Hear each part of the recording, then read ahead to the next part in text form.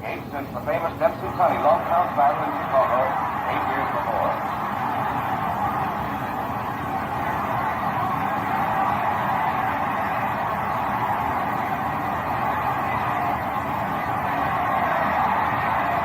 Everyone's stunned by the fury of Lewis's attack.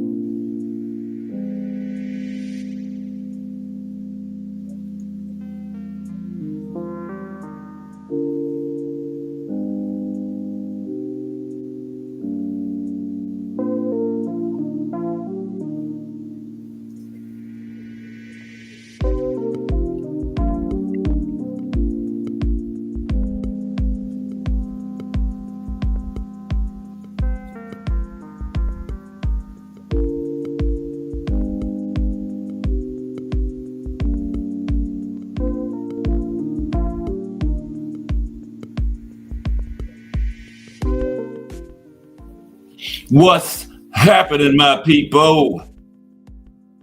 It's Cast Sports again, back for another afternoon with the family. Now, as usual, before we get started, let me give a shout out to the JBT community. It's just boxing talk. We're a group of people who just love to talk boxing. And we're always looking for others to join us. And you don't have to have a podcast. The only requirement is you just have to love to talk boxing. That's all. Miss Cass, hashtag JBT. Mike Mazik. Salute to everyone. And welcome to another episode of Cast Sports, The Box Storian. Today, the Mexican boxing style.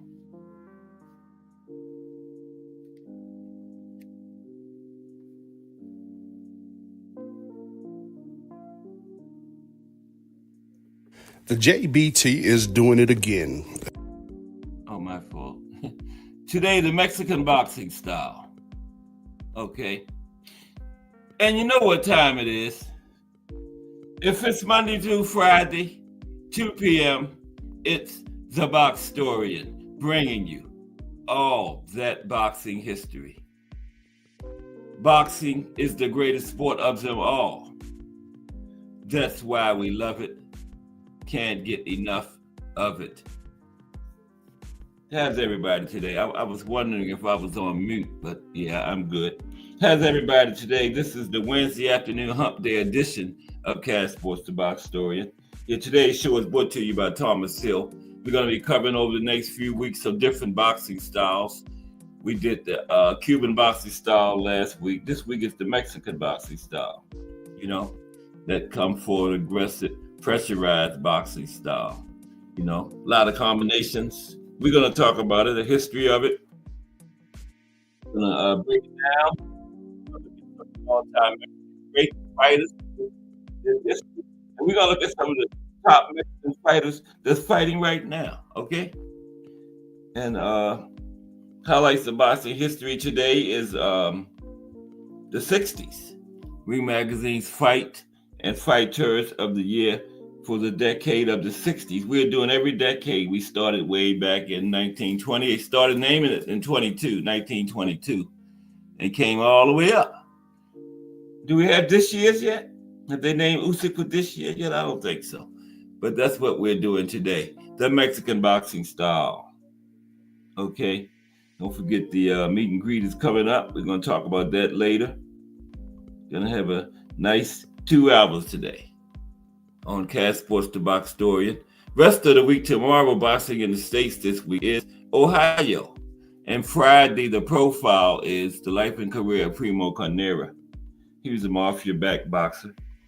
He actually won the award for Ring Magazine in the 30s, but they didn't give it to him because he was affiliated with organized crime. So they didn't know, rather than give it to him, they didn't even give out an award that year. And in the 60s, they did the same thing to Ali because of his religion.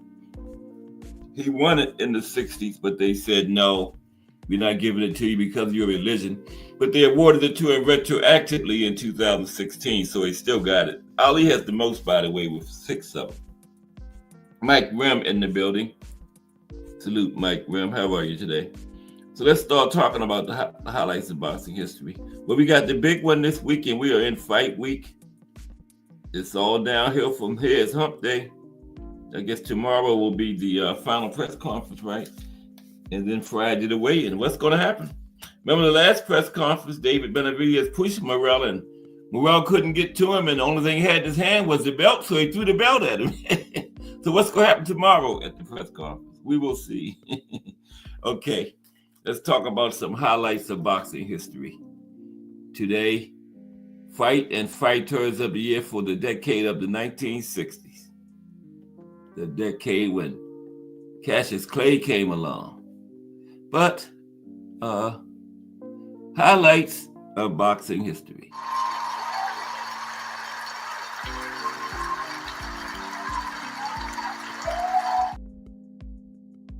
Thank you.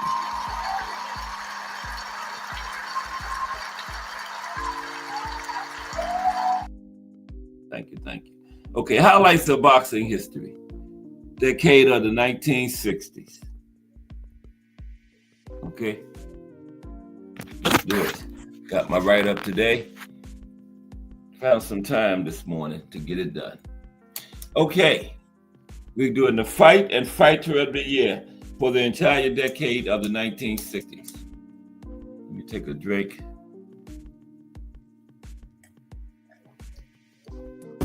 That's good. All right. The fight of the, well, let's look at this first. Fighter of the Year more times than, Muhammad Ali won Fighter of the Year more times than any other boxer in history. He was disqualified from the honor from 1964 to 1966 due to controversy over his religion and political beliefs, but it was retroactively awarded to him in December 2016. Ali won the award 6 times in total. So he got it a couple times in the 60s. They didn't give it to him because of his religion and political beliefs. Okay? Retroactively awarded to him in December 2016. Was he still alive then? I can't remember. Anyway, the fight of the year for 1960. was Floyd Patterson versus Ingemar Johansson 2.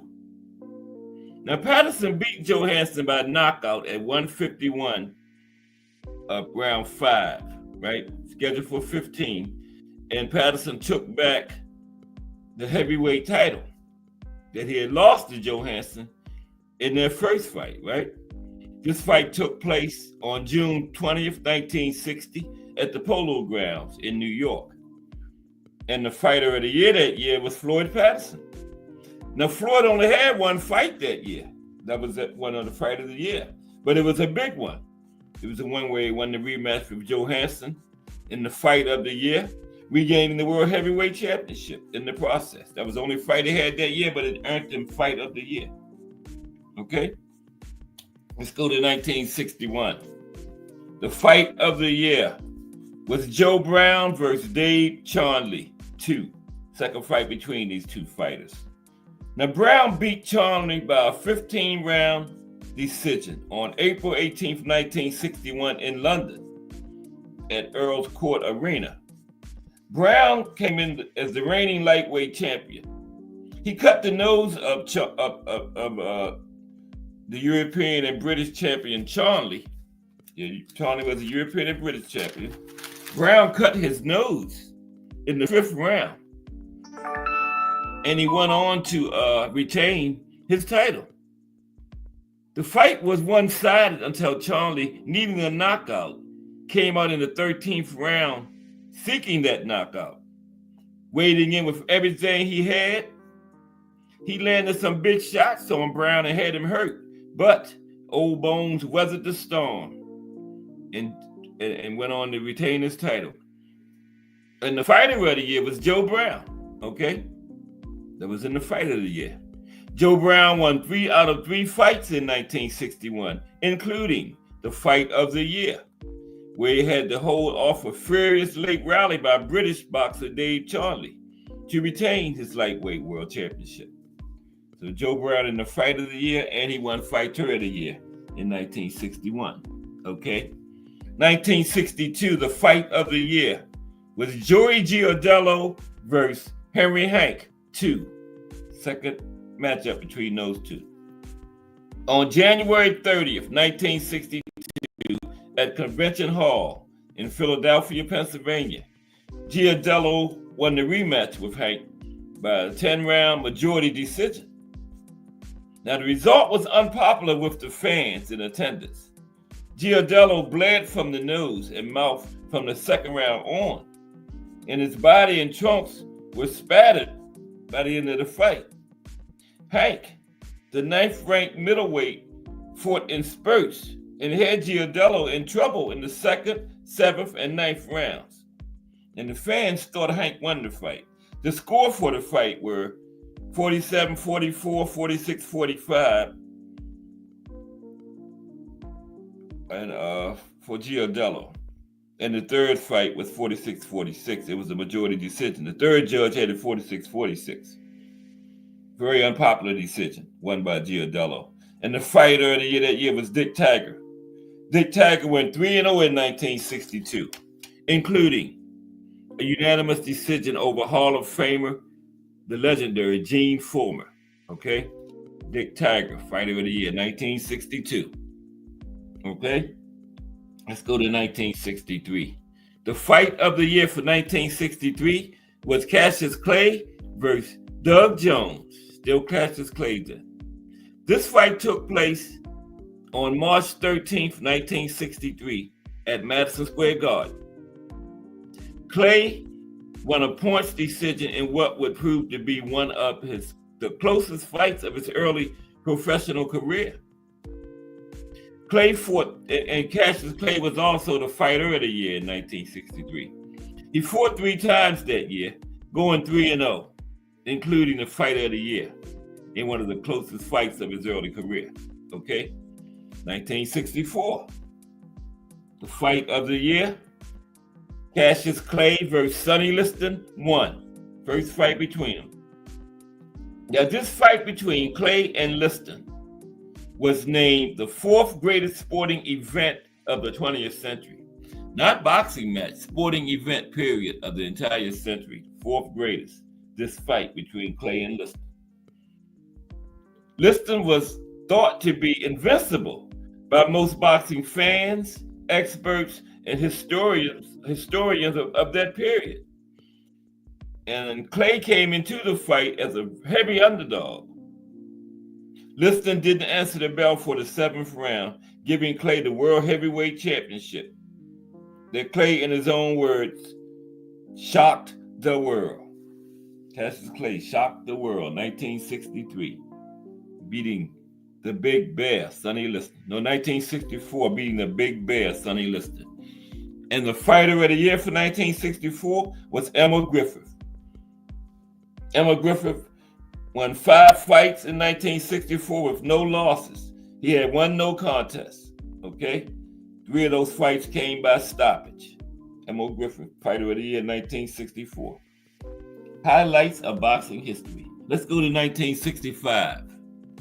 1965. Today, the Mexican boxing style, okay?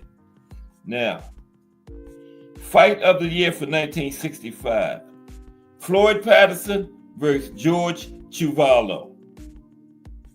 Floyd Patterson versus George Chuvalo.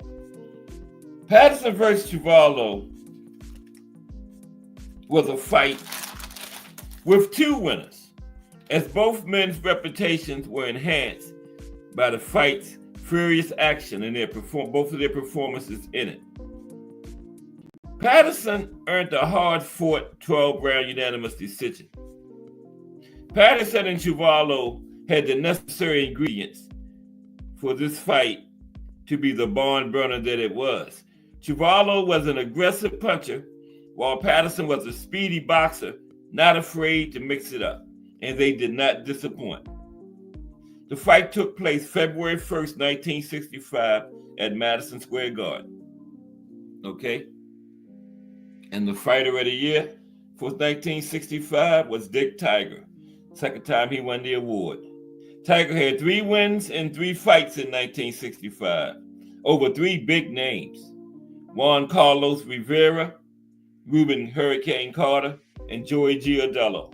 Rivera and Giardello are both in the Hall of Fame, and Carter probably would have been if he hadn't had that unfortunate, he got wrongfully accused, and spent some time in prison.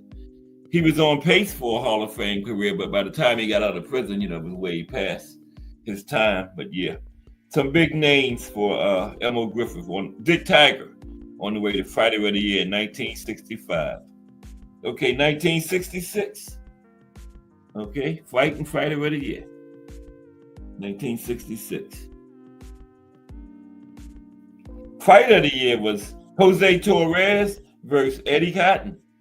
Torres versus Cotton. Torres beat Cotton by unanimous decision in 15 rounds. It was a fan-friendly, highly competitive fight, with the fans booing Torres getting the decision.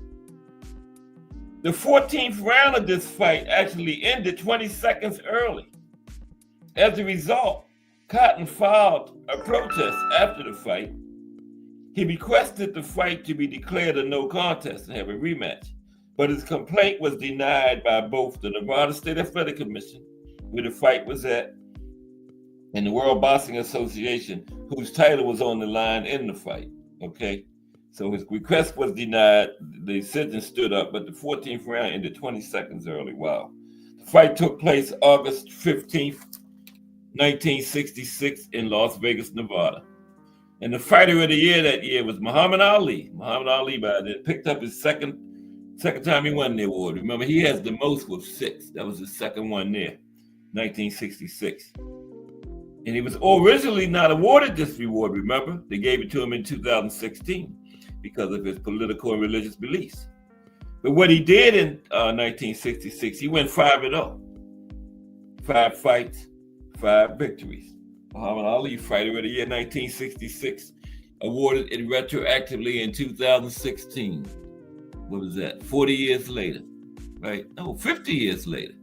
50 years later, wow.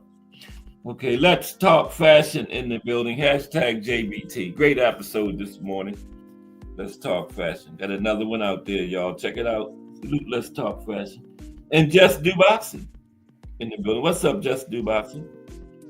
We're going over our little highlights of boxing history segment 2 to 2:30. We are covering every Ring Magazine fight and fighter of the year. Remember, they started in 1922. We're up to the 60s now, okay? Up to the 60s. And as a matter of fact, up to 66. Yeah, Ali won 6 of them, but in the 60s, they didn't give him to him because he was because of his political and religious belief, but they gave him to him retroactively in 2016. That's kind of fair. Had he passed away by then? I don't think so. I think he passed in 2017, but yeah, he got him 50 years later. Isn't that something? And salute Just Do Boxing coming up at 4 p.m.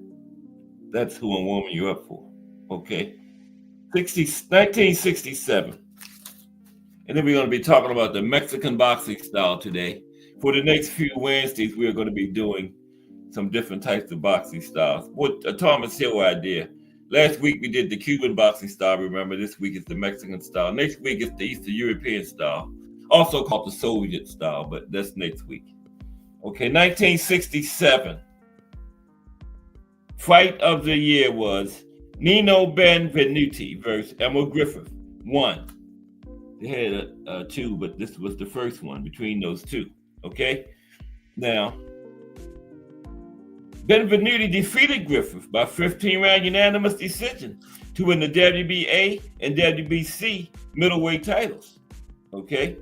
That was the fight of the year that year. Big championship fight. Very good back and forth fight, too, between two of those great middleweights I'm always talking about. And the fighter of the year for 67 was Smoking Joe Frazier. Smoking Joe went 6-0 in 1967, including ending George Chuvalo's 6-fight knockout streak.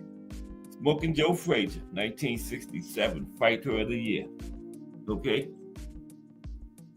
He had just started 2 years? What did he start, 64, something like that?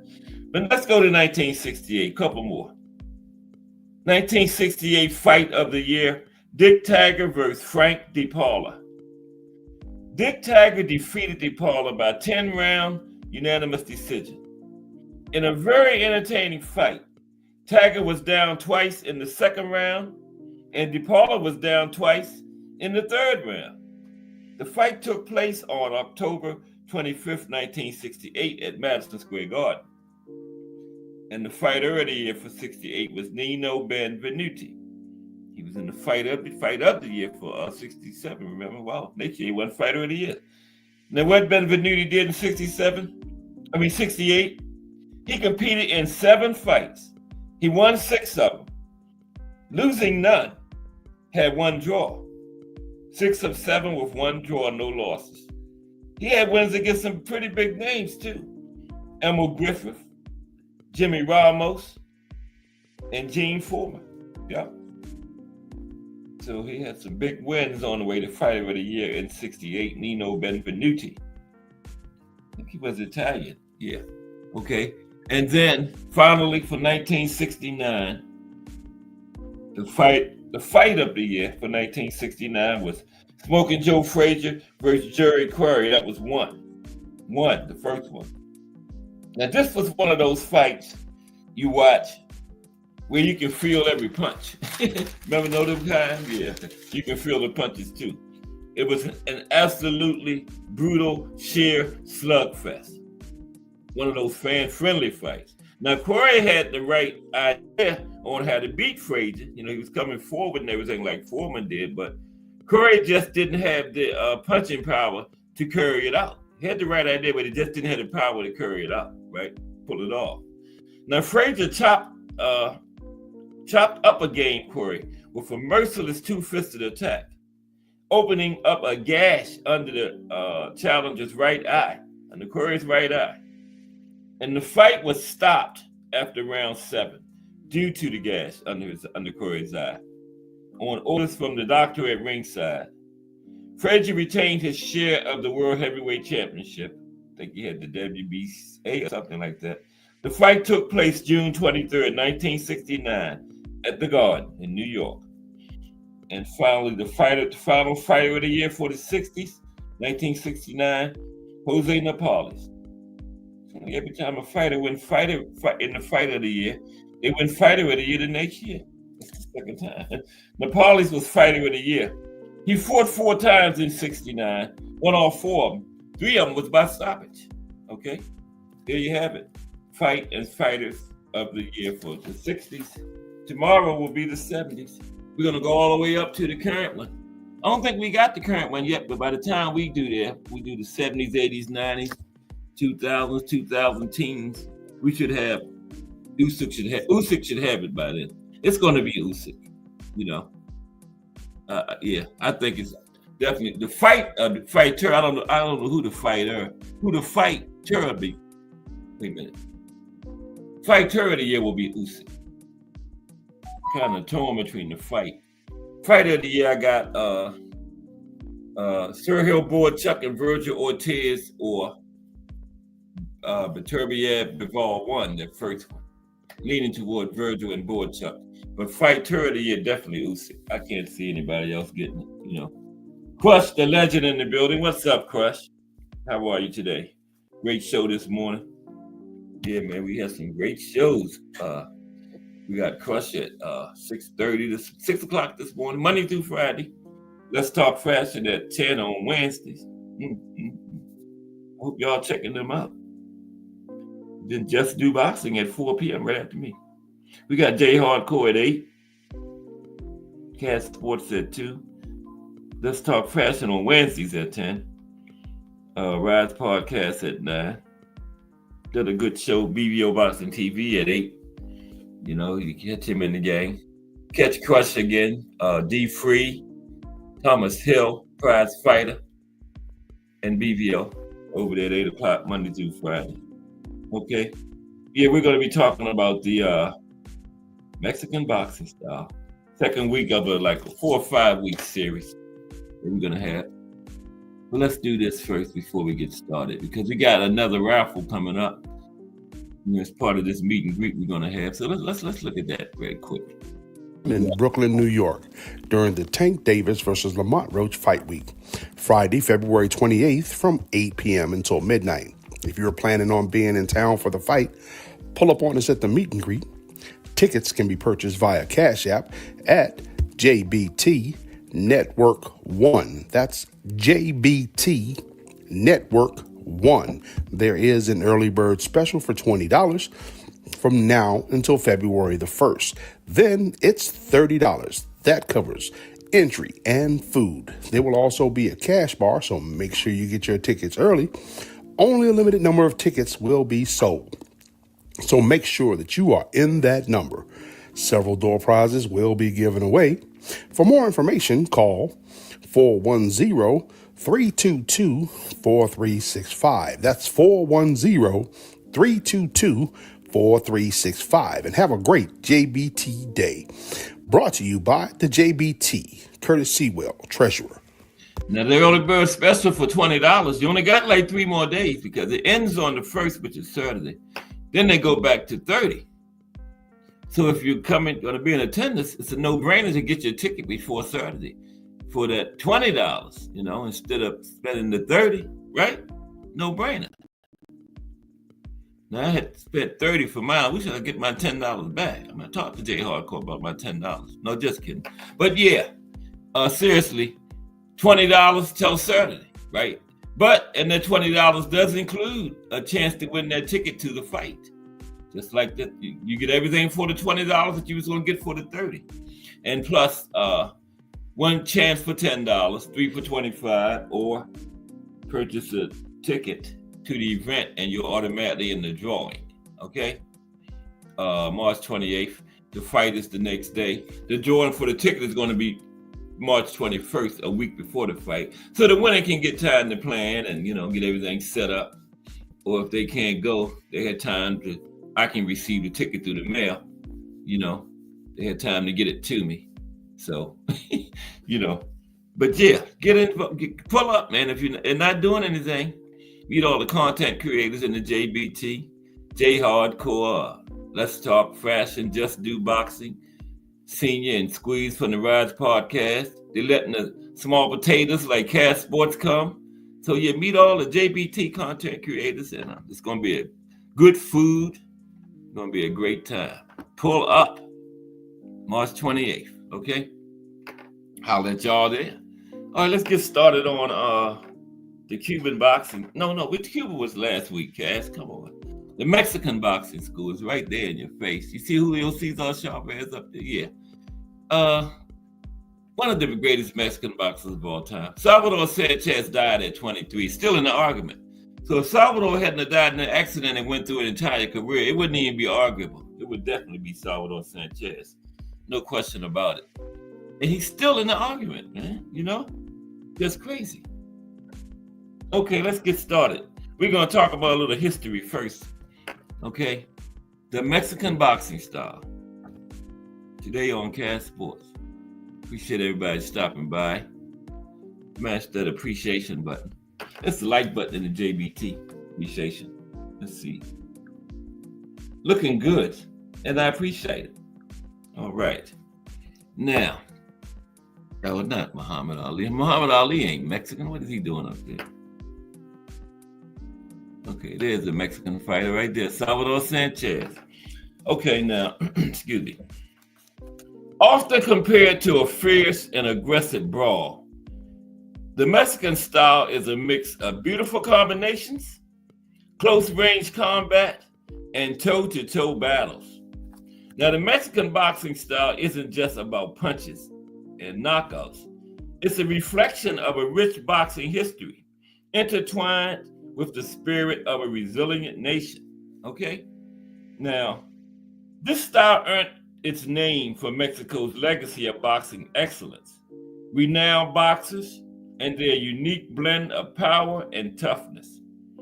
And today, we'll dive into the heart of Mexican-style boxing, its origins, training methods, legendary boxers, and the enduring legacy that defines it. Yeah, we're gonna dig into the style. We're going to talk about some the top Mexican boxers of all time. And we're going to talk about some of the great Mexican fighters that's fighting right now. We sure are all that and more.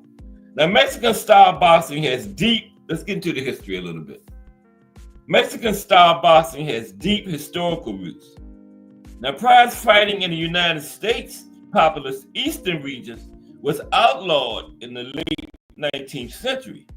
Okay, so as that occurred, the sport moved to the country's western and southern regions, where few laws prohibited prize fighting. Okay, prize fighting was good out there, so that's where a lot of the fighting moved to it took place at. Okay, now with this move, prize fighting also arrived at the United States-Mexico border. And there's some photographs of early prize fights along Mexico's northern border, reveals them to have been taking place right in the middle of the desert, right? Close to either side of the Rio Grande. Right out there in the middle of nowhere. They was holding fights. Yep. Now, the Mexican Revolution also caused boxing to spread into Mexico. In 1914, Pancho Villa, who wished to add to his war chest, sought to stage a world title fight in Juarez between Jack Johnson and Jess Willard. But it fell apart and they ended up having that fight in Cuba. Now, after the Mexican Revolution, boxing's popularity increased. The Mexican government used sports to promote the country's stability and the success of its revolution. Okay? Now, in the 1920s, Mexico took part in international sports competitions, right, as a way of gaining respectability. In the mid-1930s, the first so-called golden age of Mexican boxing had begun to unfold in Mexico City. Okay, 1930s, the first golden age of Mexican boxing. Right? Now, during this time, Mexican boxing made inroads into the United States again, partly as a result of the Mexican Revolution, which led to the greatest migration of Mexicans into the United States at that time. Yeah, But it was not until the 1960s that the second golden age of Mexican boxing flourished, this time in Los Angeles, California, okay? Now, in the 1960s, the influence of Mexican boxing expanded, not only into the United States, but also globally, right? In the latter months of 1963, representatives from Latin America, Asia, Europe, and the United States attended a boxing convention in Mexico City. And out of this convention came the World Boxing Council, WBC, 1963. And though multiple countries founded the organization, the WBC was clearly Mexican and is still thoroughly Mexican. Protecting Mexican boxers from boxing promotions and managers in the United States was among its initial stated goals. Who's going to protect them from the WBC, though, right? That was one of its original stated goals, though, protecting Mexican boxers from promoters and managers in the United States, one of the original goals of the WBC. Now, initially primal, the Mexican style evolved. Okay. This is 4. Let's see something. Excuse me for 1 minute. Yeah, I didn't change it. Trying to keep everything right here. And keep my slide displays right. Oh, that's right.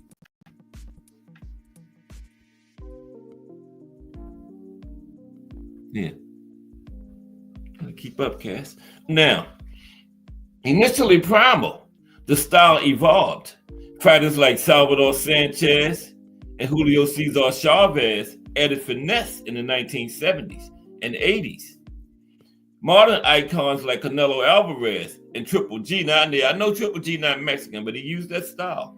Modern icons like Canelo Alvarez and Triple G has carried the tradition in this era. Now, Canelo's fluid combinations and Triple G's relentless pressure embody Mexican boxing. From its inception, Mexican style boxing has grown while staying true to its core. It's a story of adaptation, blending power and finesse. Through each punch, fighters honor their heritage. Now let's look at the key principles of Mexican style boxing, okay? The key principles of Mexican style boxing. The key principles of Mexican style boxing. Let's talk about that. That's the wrong thing. Here we go. Right here. Key principles of Mexican style boxing. How's everybody today? I hope y'all enjoy this show. Okay, it's gonna be a good one. Got a lot of material for you.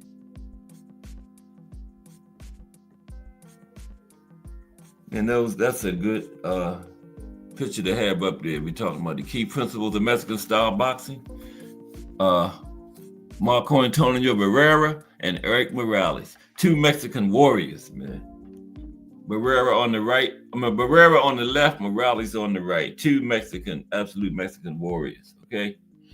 Now, key principles of Mexican style boxing. Let's talk about that.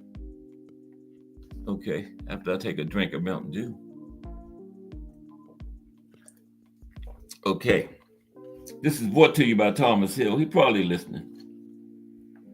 Now, at the very heart of the Mexican boxing style reside a set of fundamental principles. These principles are the essence and contribute to its formidable reputation. They are the cornerstones upon which Mexican boxers build their approach, creating a style that is as captivating as it is effective. Okay, let's delve into these essential elements that shape Mexican boxers. Okay, the first one is close range warfare. Yeah, y'all know what I'm talking about.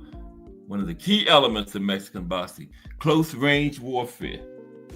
Ricardo Lopez is back. What's up, Ricardo? Good to see you. Good to see you. Ricardo, I know one Ricardo Lopez was almost strawweight champion for the entire decade of the 1990s. Missed it by a couple months. I think he vacated like November 99 to go up to junior, test himself at a higher level, 108. Him and Joe Louis would have been the only boxers that would have been champions for an entire decade, but Ricardo decided to go up. Why didn't you hold it for another couple of months, Ricardo? You would have been right up there with Joe Louis. That's legacy, Ricardo. Why did you drop it? But it's all good because Ricardo went to 108 and won the title up there. But salute Ricardo Lopez. They could be him. Mm-hmm. He never said it wasn't. He didn't say it was, but he didn't say it wasn't him neither. But anyway, yeah, we're talking about some of the close range warfare, the key principles of Mexican style boxing. The first one is close range warfare. Let's talk about it. Excuse me. At the core of Mexican style boxing is an unwavering affinity for close range combat. Mexican fighters embrace the intensity of toe-to-toe battles where the air crackles with electric energy.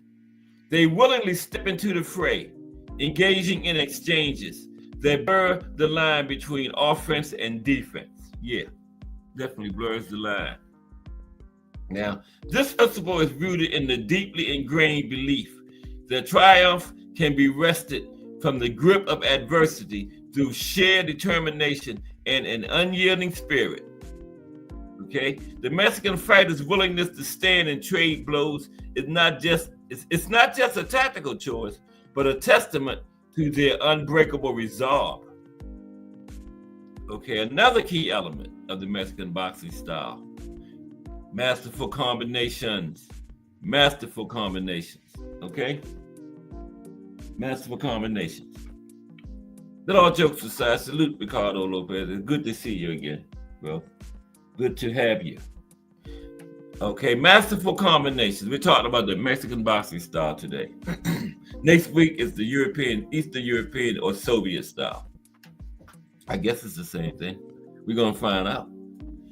If it's not, then we got 2 different shows to do, the extra week.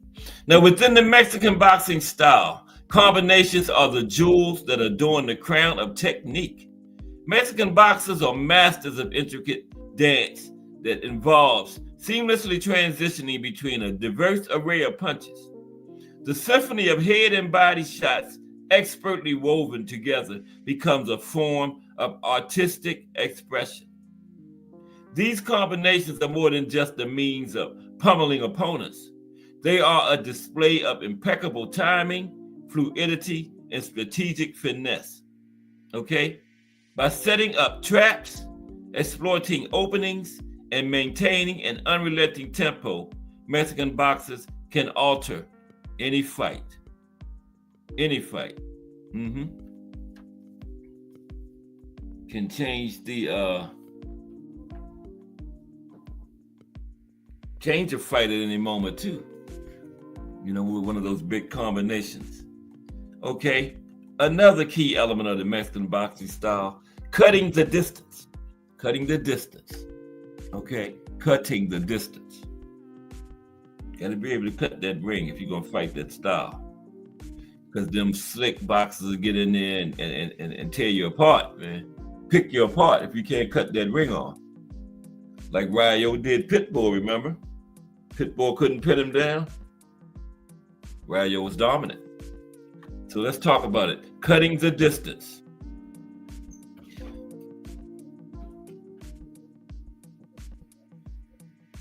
Mexican boxers are akin to tacticians on a battlefield, orchestrating their moves with calculated precision. Now, the art of cutting the distance is one of their most potent strategies. This skill allows them to effectively close the gap between themselves and their opponents, minimizing the risk of incoming strikes. By efficiently navigating the range, Mexican boxers create opportunities to land powerful shots while minimizing their own vulnerability. This calculated approach exemplifies their ability to dictate the terms of engagement, displaying a mastery of both offense and defense, okay? Cutting the distance starts with footwork. Remember that, starts with footwork. Cutting the distance. Ring generalship. Ring generalship. The Mexican boxing style. Another key element of it, ring generalship. Let's talk about ring generalship. Now, later we're going to talk about some of the great Mexican boxers. Some of the current Mexican boxers still fight. And we got like 5 of the top Mexican versus Mexican fights of all time. 5 wars. 2 of them are those 2 right there. Marco Antonio Barrera and Erik Morales. The 3rd best Mexican all Mexican fighter of all time and number 1. 2 of their trilogies make the top 5 all Mexican versus Mexican fights of all time, Barrera and Morales. Yeah. Okay. Everybody should have been to see those 3 fights. Now, ring generalship.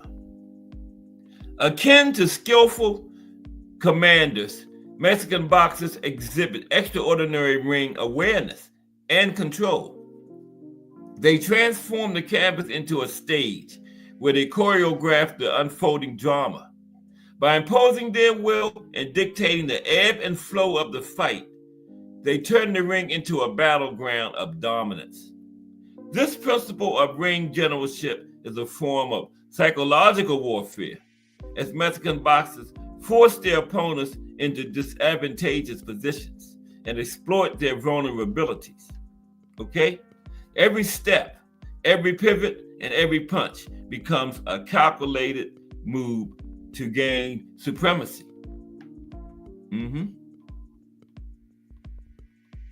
These principles are more than technique. They are a reflection of a rich cultural heritage and an embodiment of the Mexican spirit that has captivated fans of the sweet science worldwide. Okay? Now let's look at some of these Mexican fighters that I got for you. All right. Okay. Let me. This is some of the greatest ever Mexican fighters. Some of the greatest ever Mexican fighters. Hall of Famers. Okay.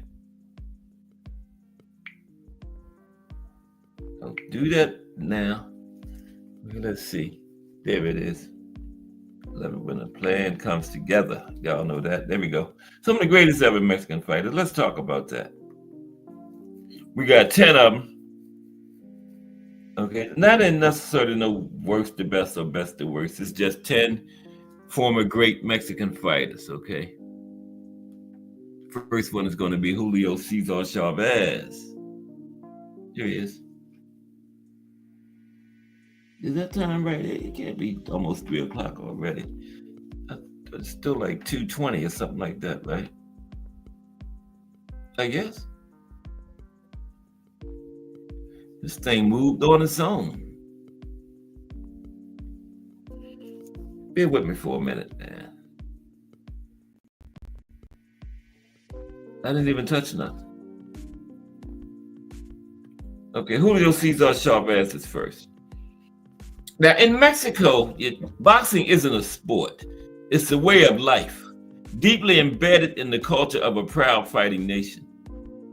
Every Mexican Independence Day and Cinco de Mayo, annual national celebrations for the country, the debate rages on over who the best Mexican fighter of all time is. Here are some of the leading names for that prestigious honor. Because, remember Julio Cesar Chavez used to fight in those days. Then Canelo picked it up, right? And does it now. It's supposed to be Bud Crawford on Mexican Independence Day this year. Is it signed yet? Or is it still just in talks? I got Canelo, man. Bud ain't doing that. Bud ain't that bad. Nah. Canelo not going to stop him. He gonna knock him down just to show us he can do it like he did Mel, like he did Jaime Munguia, like he did Berlanga. And then he gonna knock Bud down. Then he gonna carry him for 12 rounds. But Canelo haven't had a knockout in like 3 years. And we talked about that the other day. Remember? We was talking about their legacies. Yeah, about 3 years since Canelo had a knockout. Okay, but first is Julio Cesar Chavez, senior, that is, because there is a junior. We talking about senior. Now, when Mexican boxing is mentioned, usually the first name in the discussion is always the great Julio Cesar Chavez Sr., right? He had 107 career wins, right? 86 knockouts. Let's see what that is. Oh, man. Like 70, I guess, something like that. 86 knockouts. Yeah. That's not bad, though, man, because you figure that's 80%. You figure 107 wins and you got an 80% knockout rate. That's damn good, man. I did not know Julio Cesar Chavez's knockout rate was that high, but yeah, 80%, 80 point something.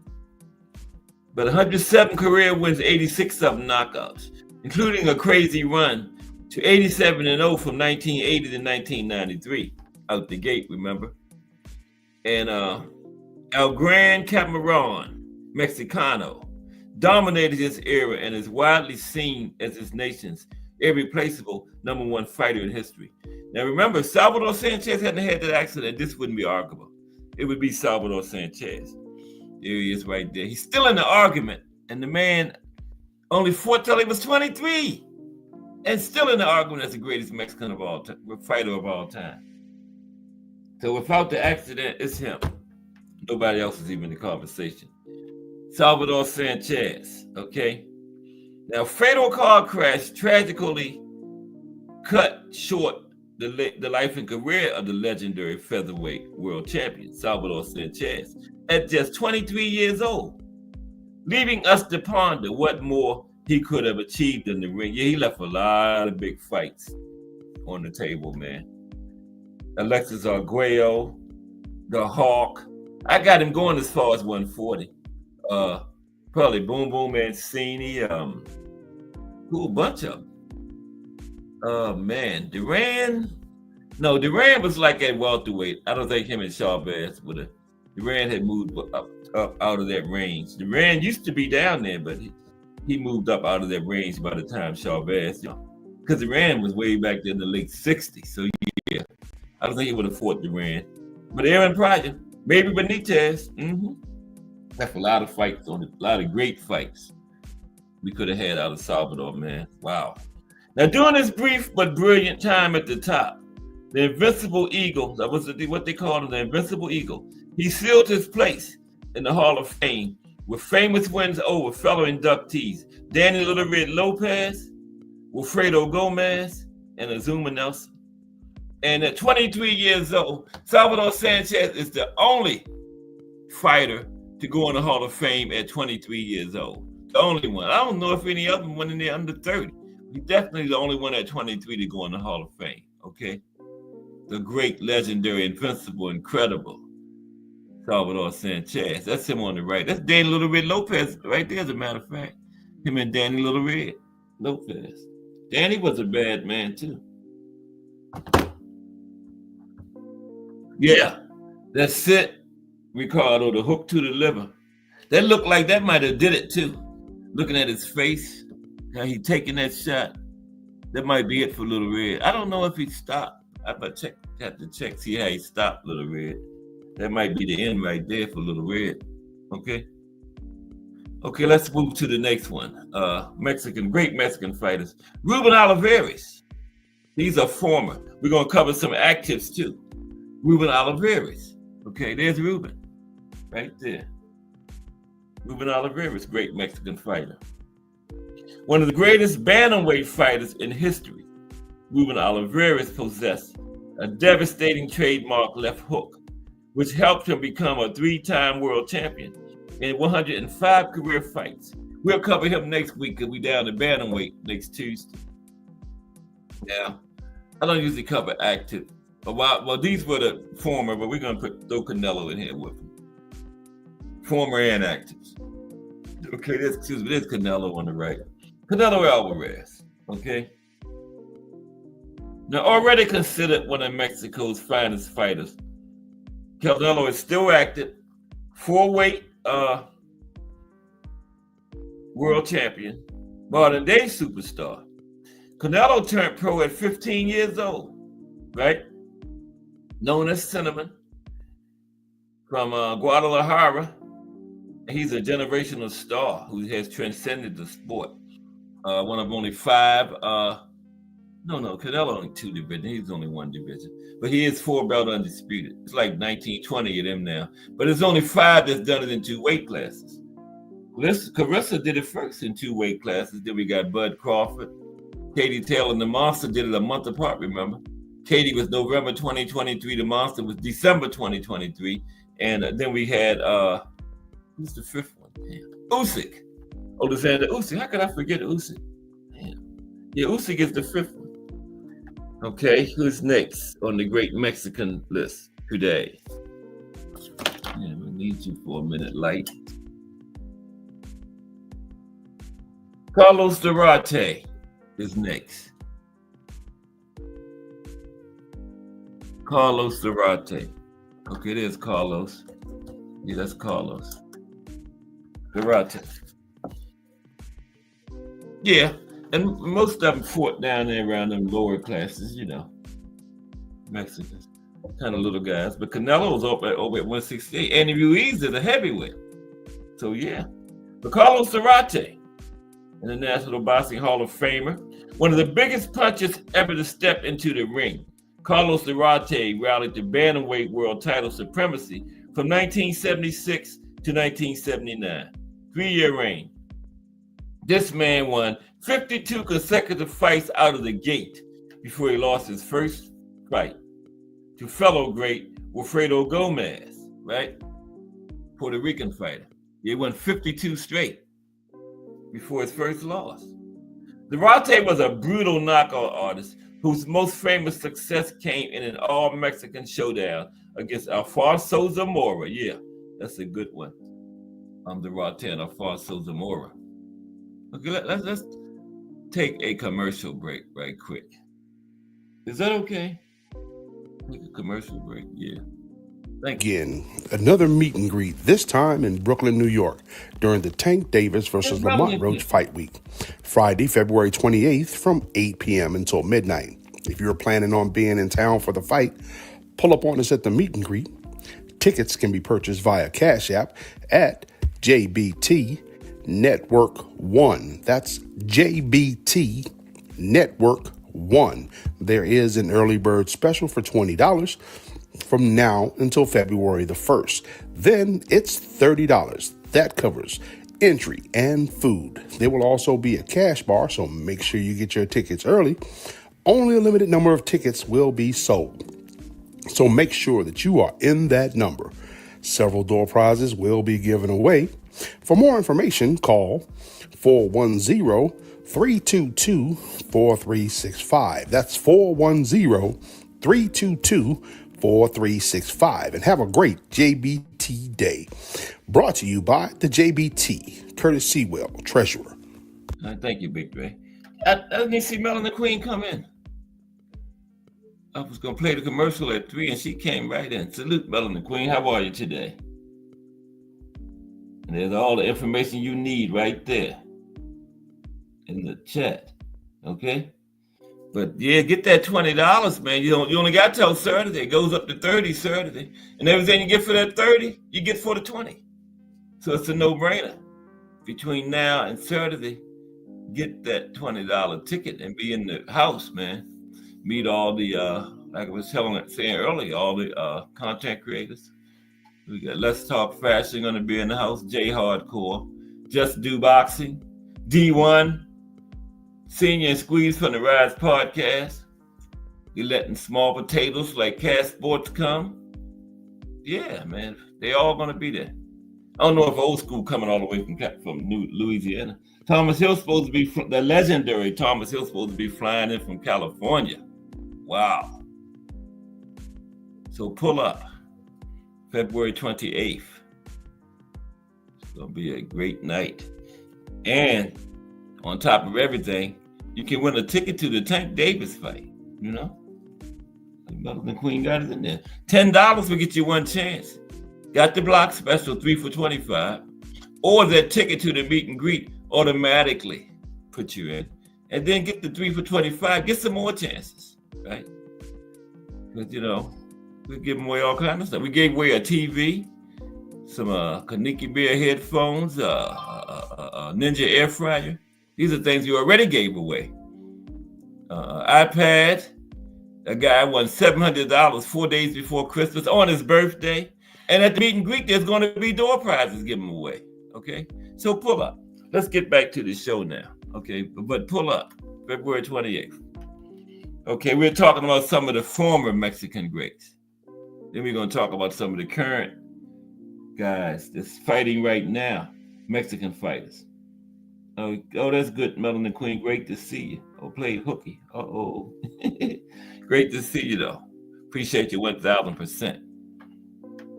There's Ricardo Lopez. He's in the chat. Mm-hmm. Ricardo is.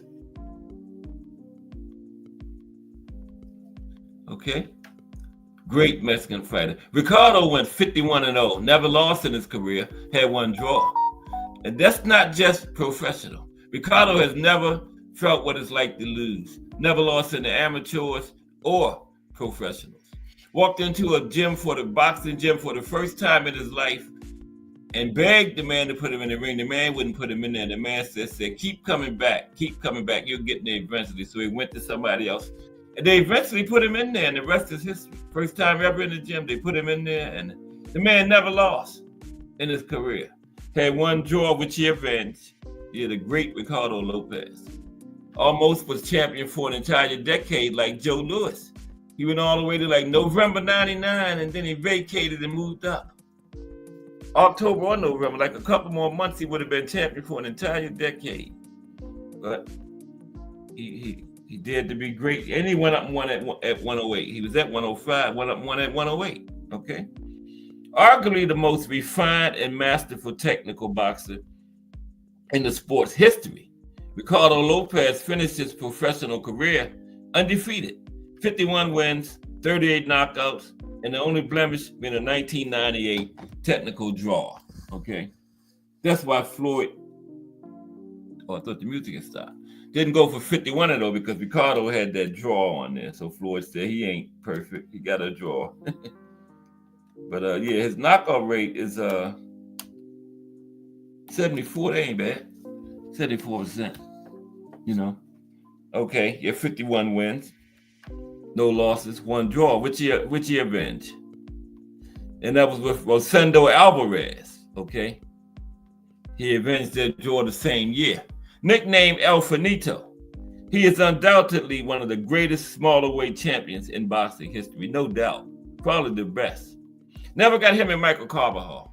They fought in the same area, and everybody wanted that one, but never got it. Never got it. That might have been his only loss, because Carbajal was nice. But it would have been a good fight. I don't know.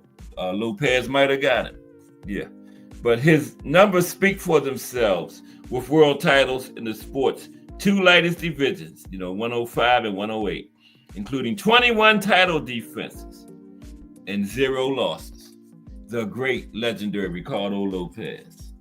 And he's in, did I tell you he's in the chat? Mm-hmm. Look in there, I'm serious. He's in there. He never said it wasn't him. I asked him. Okay, next is Erik Morales. And I got 5 best Mexican on Mexican fights. Erik Morales and Marco Antonio Barrera got 2 in the top 5. They had a trilogy. 2 of them are in the top 5. 1 is number 1. Those were wars. Everybody should watch those 3 fights in that trilogy. Morales and Marco Antonio Barrera. But we're going to talk about him in a little while. Erik Morales. He was known as El Terrible. That was his nickname, El Terrible.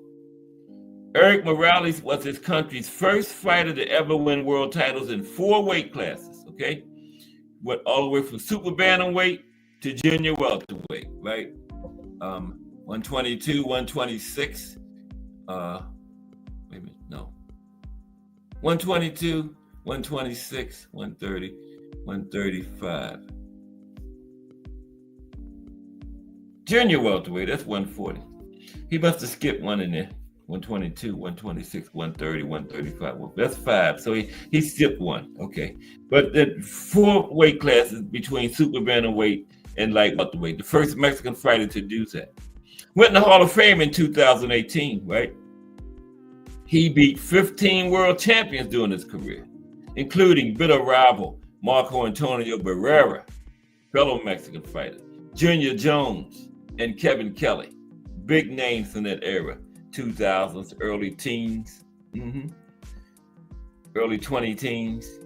Is that what you call them? Like 2012, 20 teens? Yeah, but 2000s, 20 teens, that's way forward in that era.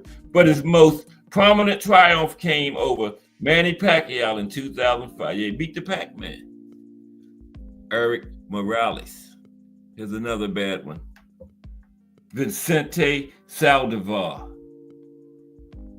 Yeah, this is old. This is Vicente standing up. His opponent's going down. But yeah, Vicente in the middle. Look like Vicente had some damage done to him too. That left eye ain't looking too good there. But his opponent is on the mat. So let's talk about Vicente.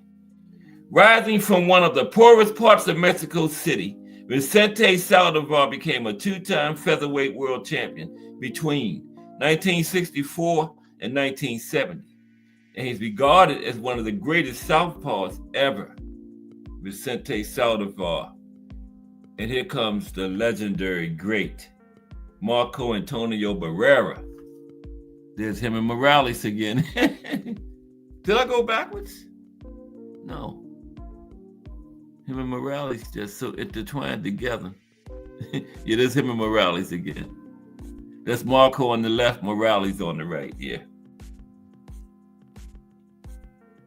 Now, if they fought nowadays, man, they probably sell like 2-3 million pay-per-view buys. And the money they would make, but they just fought back then. They didn't do bad, but not like it would be the astronomical kind of money they're giving people nowadays. You know what I mean? Okay. Boxing knowledge. What's up, boxing knowledge? Oh, Lord.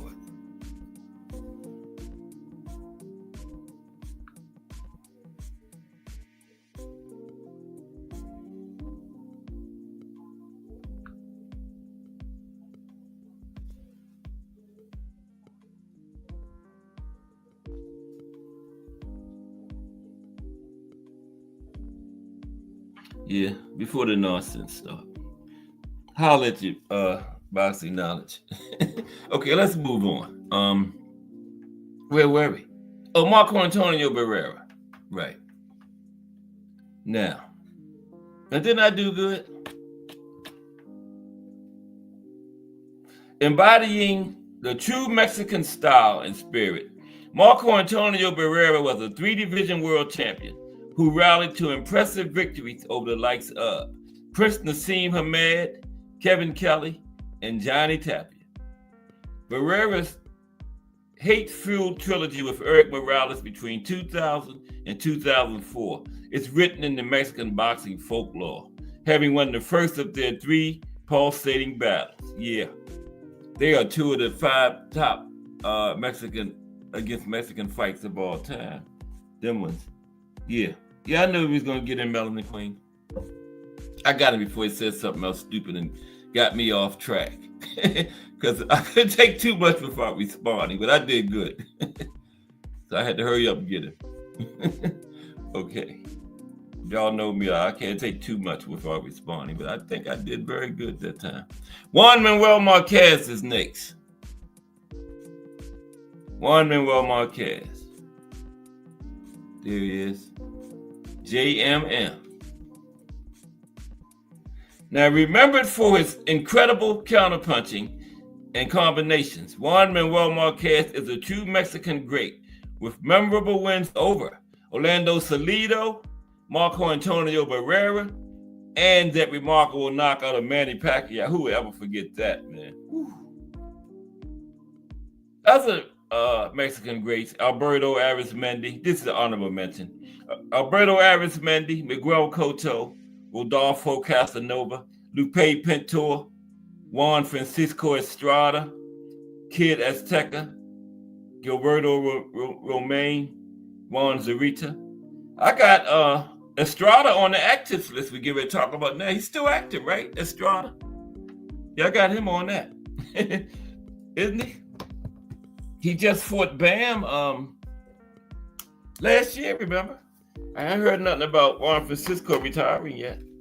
So we're gonna hear about him in a minute. I got him with the actives. Let's talk about some of the Mexican fighters that's still currently fighting now. Okay? Let's do that. Talk about some of the great Mexican fighters that's still fighting. I didn't know you had to be Mexican to talk about Mexican boxing, though. What was he talking about? Huh? That's crazy. I just thought about that. He said, I'm not Mexican. You have to be Mexican to talk about Mexican boxers? I didn't know that. Well, let me stop. No, I'm just kidding. We're going to talk about some of the active Mexican guys now. Okay? In 1 minute. In 1 minute. If I can find it. Please be there. What is that? Boxing news. I did put it in there. There it is right there. I know that, but I put it in there like 1:30. Here we go. 10 of the best Mexican fighters currently active. Okay? This is not like no best. I never do best to worst, worst to best. I just do 10 of the best. Because you always leave somebody out, so when you do the best and all that. So I 10 of the best. So nobody won't get left out. Okay. Ricardo says, Muhammad Ali, heavyweight champion, he was the one who opened the doors to Mexican boxers in the United States of America, because before that, they were very racist. Good point, Ricardo. Great point. Yeah, that's the kind of stuff we're looking for. History like that, not like that jerk that was just in here. I don't know what he was talking about. I can't talk about Mexican boxers because I'm not Mexican. Okay. 10 of the best Mexican fighters currently active now. Okay. Oh, good time. And Canelo again. We did Canelo with the other former, so there he is. Gotta mention him because he is still active, right? Canelo Alvarez.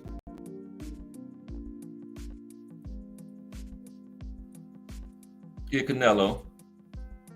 Far and away the most decorated and popular.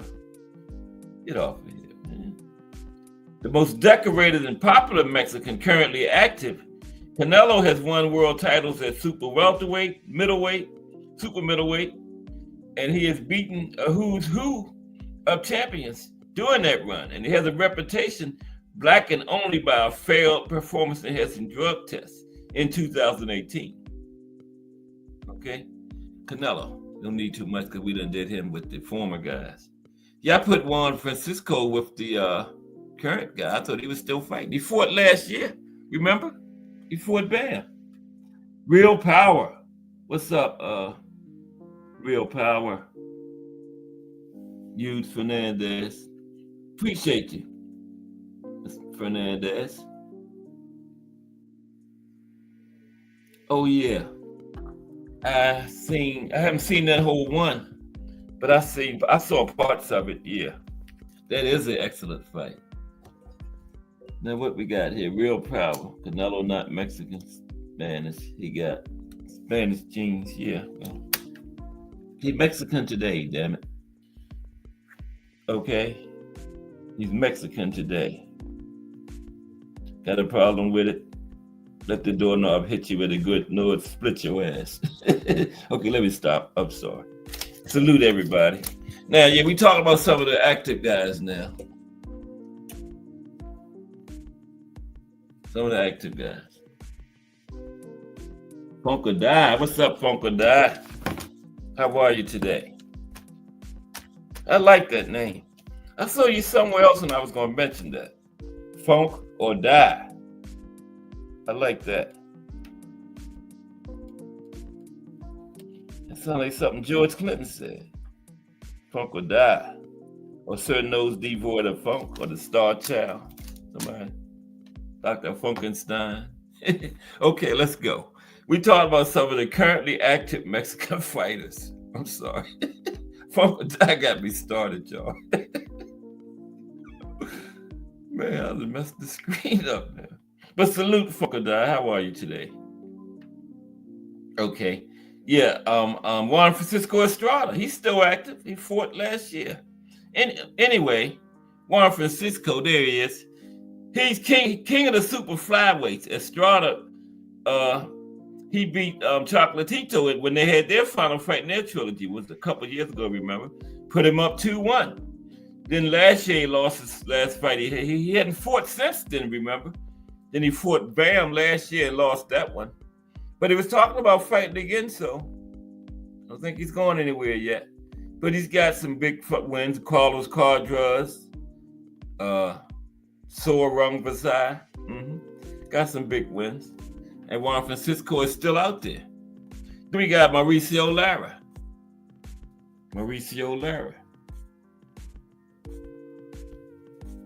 Yeah, Mauricio Lara. Okay. There's Mauricio. He, just briefly. Then we got 5 of the top Mexican versus Mexican fights of all time. See, we doing the different boxing styles. We did Cuban boxing style last week. This week is the Mexican style, and the next week is the Eastern European style or Soviet style, right? Next week. This is a Thomas Hill idea. Now, somewhat of an unknown quantity before he arrived in Leeds in 2021. Now, Mauricio Lara is a name everybody in boxing knows, and some even fear. He has stoppage wins over George Warrington, whom he beat that night in Wembley Arena, and also Leigh Wood, whom he stopped in 7 rounds. And then he got beat after that, but it's all good. He has some big wins in there. Emmanuel Navarrete. Just briefly, there's Emmanuel, great Mexican fighter, Emmanuel. Emmanuel is rough and rugged and always unpredictable, okay? And he, Emmanuel had like 1 loss, I think. No, he beat Valdez in back-to-back fights, had to draw with Conceição. And now Oshaki wanted the winner of Emmanuel and Oscar Valdez, remember? But I haven't heard anything about it, anything at all. But yeah, Emmanuel Navarrete, great active Mexican fighter.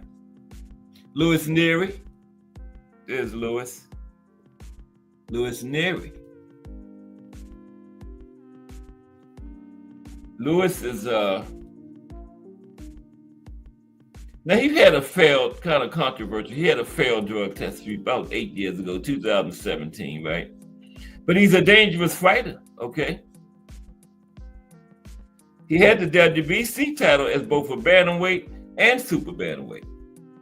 I think has he fought since he lost to the Monster last year? I don't think so. He actually dropped the Monster, remember?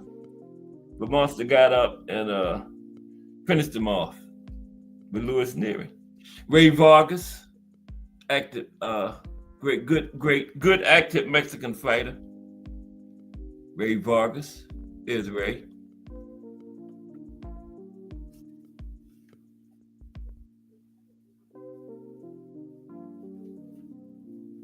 Navarrete got dropped 30 seconds by Wilson with his mouthpiece. So yeah, remember that. Real Power. Real Power says Ray is a bomb. Another Mexican with a long winning streak. He had a 36-fight unbeaten run at one time, right? And then Oshaki Foster outpointed him and went and did that. And he took his WBC featherweight belt in the process. But before that, Ray had reigned as a super bantamweight champion from 2017 to 2019. Remember? We got Zurdo, Gilberto Ramirez, champion at cruiserweight right now. Okay. only loss came against Dimitri Bivol. What was that, 2023? I think. Yeah. But he bounced back. He's a champion right now at cruiserweight. I want to see him and Jai Apataya. Who y'all got in that one? Zerdo and Apataya. There's another guy up there too. What's his name? With a belt. I can't think of his name. I just said it yesterday. Yeah. Who y'all got? Zerdo or Apataya? Cruiserweight unification fight. Isaac Pitbull Cruz lost his belt to Rayo. Remember? Couldn't pin Rayo down. Beat Rolly for the title. I don't even know how he got a title in his first fight at 140 though. He wasn't a champion at 135, so I never understood that. But he had some good stoppages in his career. A couple of old guys, Yuriokis Gamboa, Diego Magdalena. Yeah, stopped them early. Lost to Gervonta Tank Davis. That really put him on the map, that fight. He went the distance, became a star. And then he went up there and beat Rolly, became a champion at 140 in his first fight there. In his second fight, he became an ex-champion. Jaime Munguia, coming off of that knockout. Remember, to the French guy, I forgot his name already. 50-50, Funkadai. Okay. Real Power got Apataya in that one. Okay. All right. I think I got Apataya too. But it's a real, I think it'd be a real good fight. But I got Apataya in it. Yeah. Funkadai says 50-50. Yeah, Munguia. Remember, he was, what was it, like 41-0 before Canelo beat him? And then he fought that French guy last year and got sparked out. Y'all don't mean to laugh, but Munguia got sparked out, man. Because he kept dropping his left hand. And when the French guy caught it, it was way down by his waist. And that guy waited for that right moment, man, and boom. Yeah, he kept dropping his left hand.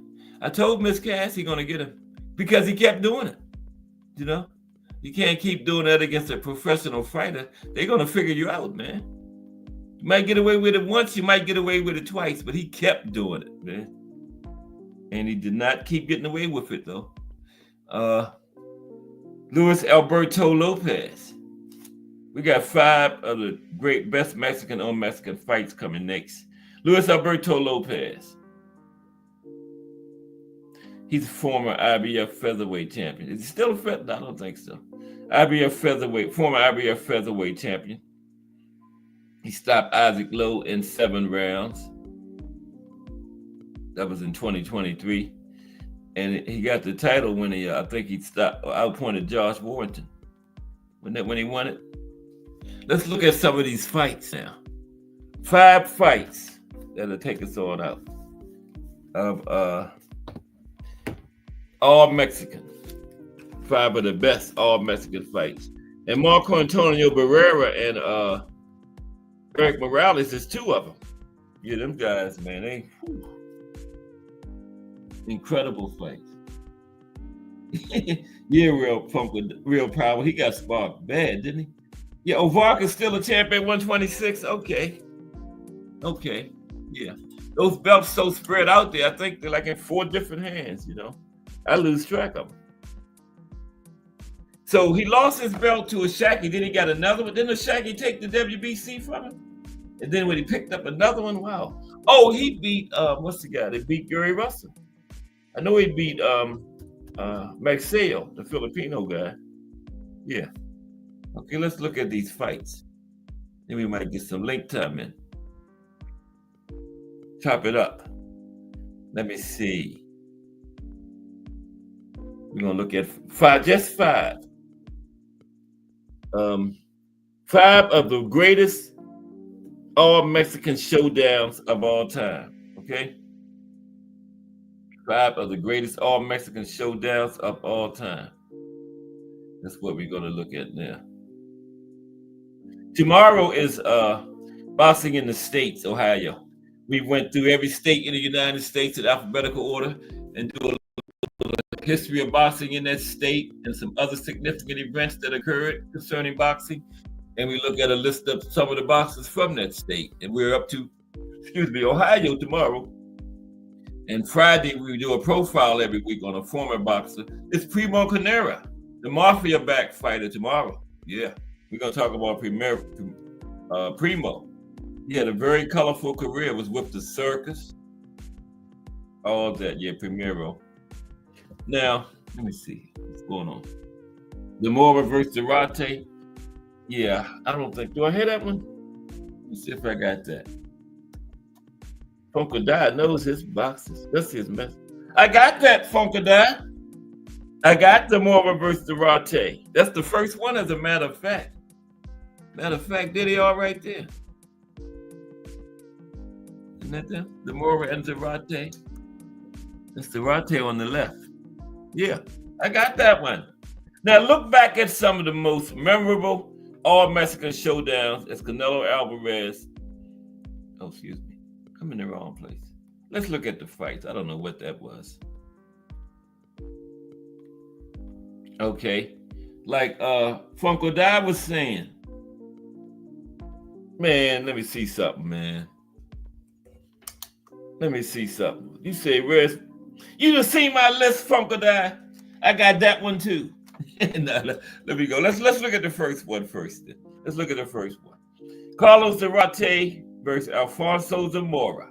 That's the one Funkadai was just talking about. April 23rd, 1977. It was at the Great Western Forum, Inglewood, California, home of the Lakers. Non-title fight. Zarate came in at 45-0 with 44 knockouts. Man, what kind of knockout rate is that, man?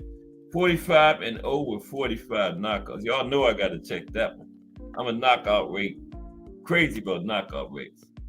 97.7%, might as well say 98%. So Zarate came in 45-0 with 44 knockouts. Zamora came in at 29-0, get this, 29 knockouts. Somebody's got to go, and it don't look like this one going the distance. Now, the lure of the knockout is one of boxing's easiest selling points.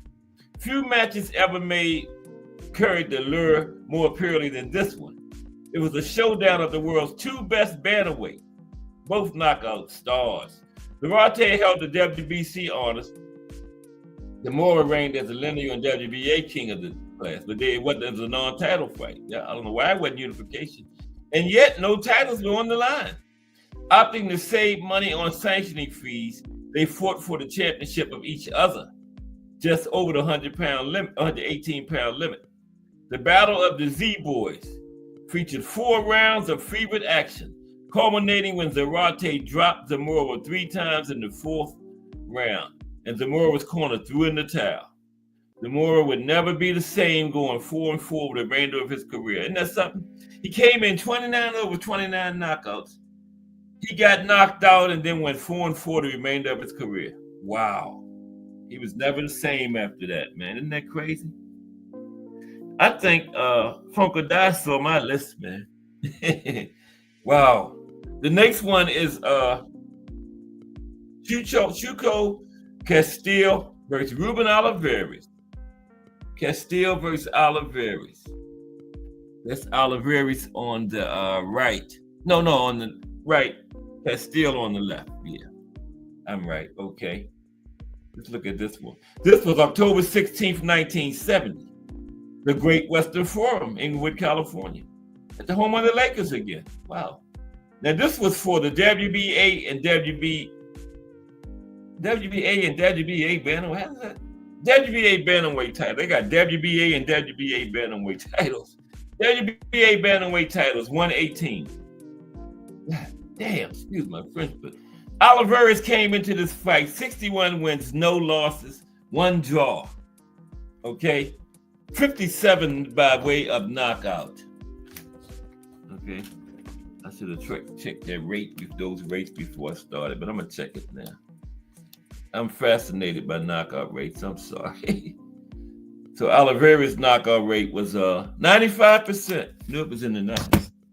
61-0, 1 draw, 57 knockouts. And Castillo came in 40 wins, 9 losses, 2 draws. Castillo had 20 knockouts. That's 50%. You forgot about that one, Funko Die? You talking about Castillo and Olivares? Yeah. So for Castillo, the third time was the charm. He come close to defeating Lionel Rose for the bantamweight crown in 1968, dropping the champion en route to losing a controversial split decision. In April 1970, Castillo dropped Olivares in the third round but couldn't keep Prules at bay and lost the decision. Yeah, this is two. I'm sorry I didn't mention that. This is the second fight between them. Olivares had beaten Castillo previously, right? By decision. So this is 6 months after the second fight. Olivares was opened up in the first round and a bloody battle ensued. After 13 rounds, two judges and referee Dick Young had it near deadlock. Unable to stem the blood in the Olivares corner, Castillo forced the hand of the referee, of the ringside doctor, by targeting the wound, handing Olivares his first professional defeat. Wow. Olivares would win the rubber match in April 1971, but not before Castillo scored one more knockdown in this series. Wow, that was his first loss, man. After 61 fights. On cuts. Isn't that something? Now here comes the biggie here. This one got two of them in it, man. Marco Antonio Barrera and Eric Morales. That's Morales on the left, Barrera on the right. Yeah, you forgot that one, Funko Die. I thought you had a copy of my list over there, but you forgot one. Okay, Marco Antonio Barrera, Eric Morales. They had a trilogy. Two of them's on this list. November 27th, 2004. What the hell happened to the damn phone, man? Give me for a minute, man. Oh my goodness. Yeah, we're back. November 27th, 2004. MGM Grand, Las Vegas, Nevada. This was for the WBC Super Featherweight World Title. I can't remember which one had it. Anyone know which one of them had it? It was for the WBC Super Featherweight. 130. Because both of those came from way down there through all those classes. Barrera came in at 54 wins, 4 losses, 41 knockouts. Morales came in at 47 wins, just one loss. 47 wins, 1 loss, 34 knockouts. Slow down, Cass. We got time. Still got 20 minutes. Now, this was one of the great rivalries of the 21st century. It culminated in this was three.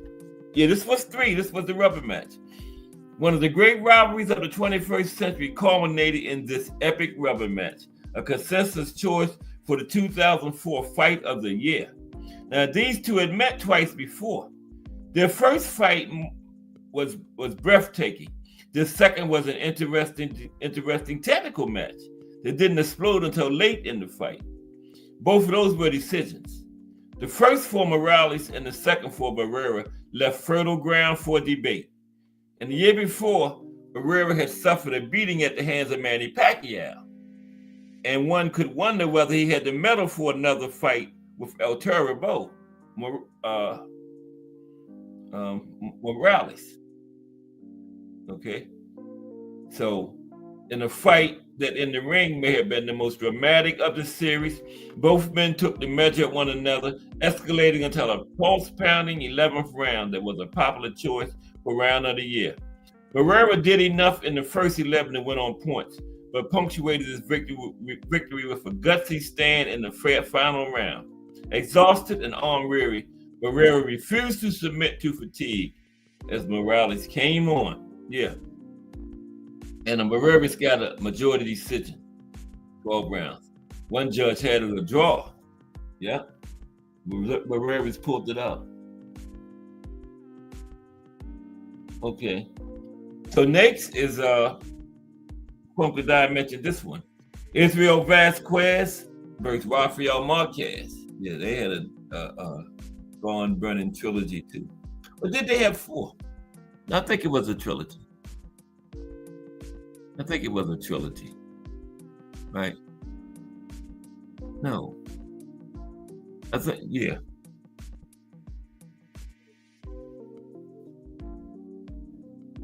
Yeah, it was a trilogy. I can't remember. But there they are. That's Vasquez, Marquez on the left and Vasquez on the right, right? It's Real Vasquez versus Rafael Marquez. And this was the rubber match too. The third fight in that series that they had, right? Okay. Now, March 3rd, 2008. Oh, 4 times Funko. Okay. I wasn't sure. It was 4 times. Okay, thank you. So this was the third one. They had one more after this one. This was the third one. March 3rd, 2008. Home Depot Center, Carson, California. What is that? Okay, I got some kind of video playing. At stake was the WBC Super Bantamweight title. I don't remember who had it. Vasquez came in with 42 wins, 4 losses, and 31 knockouts. Marquez came in with 37 wins, 4 losses, 33 knockouts. That's a pretty good knockout rate for Marquez. That's 89%. Okay, 89.1. Let's see what happens. Okay, another consensus choice for fight of the year. Vasquez and Marquez were squaring off for the 3rd consecutive time, and they had one more. The second fight had also seized honors in 2007. And the rivalry was unique in that every fight among their first 3. The 4th fight is often forgotten, like I did. Like Funko Dad reminded me, but a 4th fight is often forgotten between them. I had forgot about it. But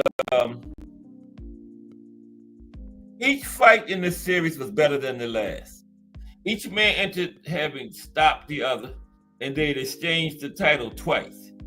Marquez won the first fight, Vasquez won the second, and fireworks ensued once again in the third one. After being dropped in each of the first 2 fights, Marquez leveled Vasquez in the 4th round, and they played a game of can you top it from there, pushing each other through round after round of suffering. With seconds left in the final round, Vasquez dropped Marquez to secure the decision. Yep, Vasquez got this one by 12th round split decision. I don't know what happened in the 4th fight. And then finally, the last one is Erik Morales and Marco Antonio Barrera again. And this was the first one. This was the first one between those 2 guys. BN Boxing News, salute. Salute BN Boxing News, how are you? We just went over the Mexican boxing style today. We're winding down now. We just talked about 5 of the greatest all-Mexican fights of all time. Marco Antonio Barrera, Erik Morales was 2 of the 5, yeah. And I think they were about the best one too. You can take your pick out of any 3 of those fights they had. Yeah. Arguably one of the greatest trilogies of all time. But let's talk about this last one. Erik Morales versus Marco Antonio Barrera. Did it go again? That's Barrera on the left, Morales on the right. Yeah, there you go. Barrera on the left, Morales on the right. Okay. Now, this was on February 19th, the year 2000. It just started the new millennium. At the Mandalay Bay, Las Vegas, Nevada. At stake, the WBC and WBO Super Bantamweight World titles. Morales came in 35-0 with 28 knockouts. Barrera came in 49-2 with 36 knockouts. And guess what? This was the first fight. Yeah. Okay. Now, in the year 2000, boxing gave fans De La Hoya Mosley, Vargas Cortez, and Trinidad Vargas. And yet, this was the classic that stood above all them fights, man. Oscar and Sugar Shane, Fernando Vargas, Ike Cortez, Tito Trinidad, Fernando Vargas, Morales Barrera. Morales Barrera outdid all of them. Okay. And the foursome of Morales, Barrera, Pacquiao, and Juan Manuel Marquez started here, even if we never did get that Morales-Marquez fight. Never got it. We didn't get Marquez-Cotto neither. Remember? Now, Ring Magazine named it the greatest junior featherweight fight of all time in their 2002 80th anniversary issue. Barrera entered having won 6 fights in a row since a pair of losses to Junior Jones. Morales came in unbeaten. They combined for over 1,400 punches thrown, with several frames that could have been claimed as the best 3 minutes of boxing that year. Round 5 ultimately got round of the year, right? A late controversial knockdown call against Morales added drama to the scoring, and the debate was fuel for a rivalry for the ages. This was the first fight, remember? Uncle Di says an unknown legendary rivalry is Toluco Lopez versus Jose Madel. Yeah, I didn't hear that one, Uncle Di. Thomas Hill in the building. What's up, T Hill? This series is brought to you by T Hill. We got a series. We're going to be doing some of the boxing styles. We did Cuban style last week, Mexican style this week. Next week it's the Eastern European style. Or the Soviet style. Okay, same thing. We're going to call it Eastern European style, though, right? Because a lot of those countries used to be part of the Soviet Union. But it's Eastern European style now because they're all not part of the Soviet Union anymore, like Ukraine, all that. They call it the Soviet style because all of that was Soviet one time, but now they're separate. So it's Eastern European style. That's what I'm trying to say. Okay. But given not only the action, but also the impact it had on an entire fistic generation, this is the greatest Mexican showdown of them all. This one right here. Barrera and Morales. Barrera and Morales. Yeah, you can't beat that one, man. That was a classic showdown there. 3 times. That's my best Mexican fight of all time. By far. What you think, Funko? Yeah, rest in peace, Israel Vasquez. I think he passed away I believe it was in December, yeah. ESPN did a little tribute for him, remember? I forgot what card that was, yeah. Great fighter, Israel Vasquez, yeah. Tough guy, man. Yes. Yeah, Funko Di. Boxing history every day. Monday through Friday, 2 p.m. Cass Sports, the Box Historian, bringing you all that boxing history. Okay? Part of that JBT network. Got the meet and greet going on up there in New York on let's talk about the meet and greet very quick. Again, another meet and greet, this time in Brooklyn, New York, during the Tank Davis versus Lamont Roach fight week, Friday, February 28th from 8 p.m. until midnight. If you're planning on being in town for the fight, pull up on us at the meet and greet. Tickets can be purchased via Cash App at JBT Network 1. That's JBT Network 1. There is an early bird special for $20 from now until February the 1st. Then it's $30. That covers entry and food. There will also be a cash bar, so make sure you get your tickets early. Only a limited number of tickets will be sold, so make sure that you are in that number. Several door prizes will be given away. For more information, call 410-322-4365. That's 410-322-4365. And have a great JBT day. Brought to you by the JBT, Curtis Sewell, Treasurer. Okay, thank you there. Big Dre, JBT spokesperson. Okay. I don't know what I'm doing. Okay, yeah. Yeah, that fire Mexican style. Julio Cesar Chavez, part of the greatest Mexican fighter. But if Salvador Sanchez hadn't had that accident, it wouldn't even be arguable, man, because he is still in the argument as the greatest Mexican fighter. Didn't go past his 23rd birthday. He had an entire career. It's not arguable. He's the greatest Mexican fighter ever. Featherweight, all that. Only man to go in the Hall of Fame at 23 years old. The great Salvador Sanchez was just incredible, man. Incredible. I'm gonna drop this link, but yeah, I gotta get out of here at 4 today. Got business to take care of. So we're gonna have to cut it. Plus Just Do Boxing coming up at 4. I got chewed out Saturday about the commercial. I ain't trying to get chewed out again about the no, I didn't get chewed out. Let me stop. But yeah, don't miss the meet and greet. But remember, $20 right now because Saturday goes to 30. I can't stress that enough. It's a no-brainer. And everything you get for the 30, you also get for the 20. And you still got what? Today, rest of today, Thursday, Friday. I don't know if we're going into Saturday, if it ends Saturday or it ends before the first. You might have, I don't know. Get it to be safe, get it Friday. Don't depend on Saturday being part of it because that is the first. It's likely can get it on Saturday for 20, but I'm not. That's not set in stone. So what you think about that, Melanin Queen? You got to get it before Saturday, right? Because that's the first.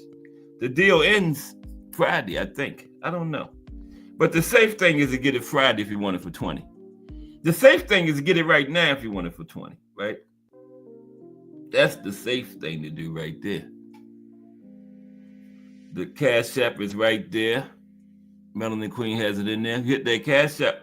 Hit that link, will take you straight to the Cash App, right? I'm not finished putting the link in. Go back. I don't know what's up with my laptop, man.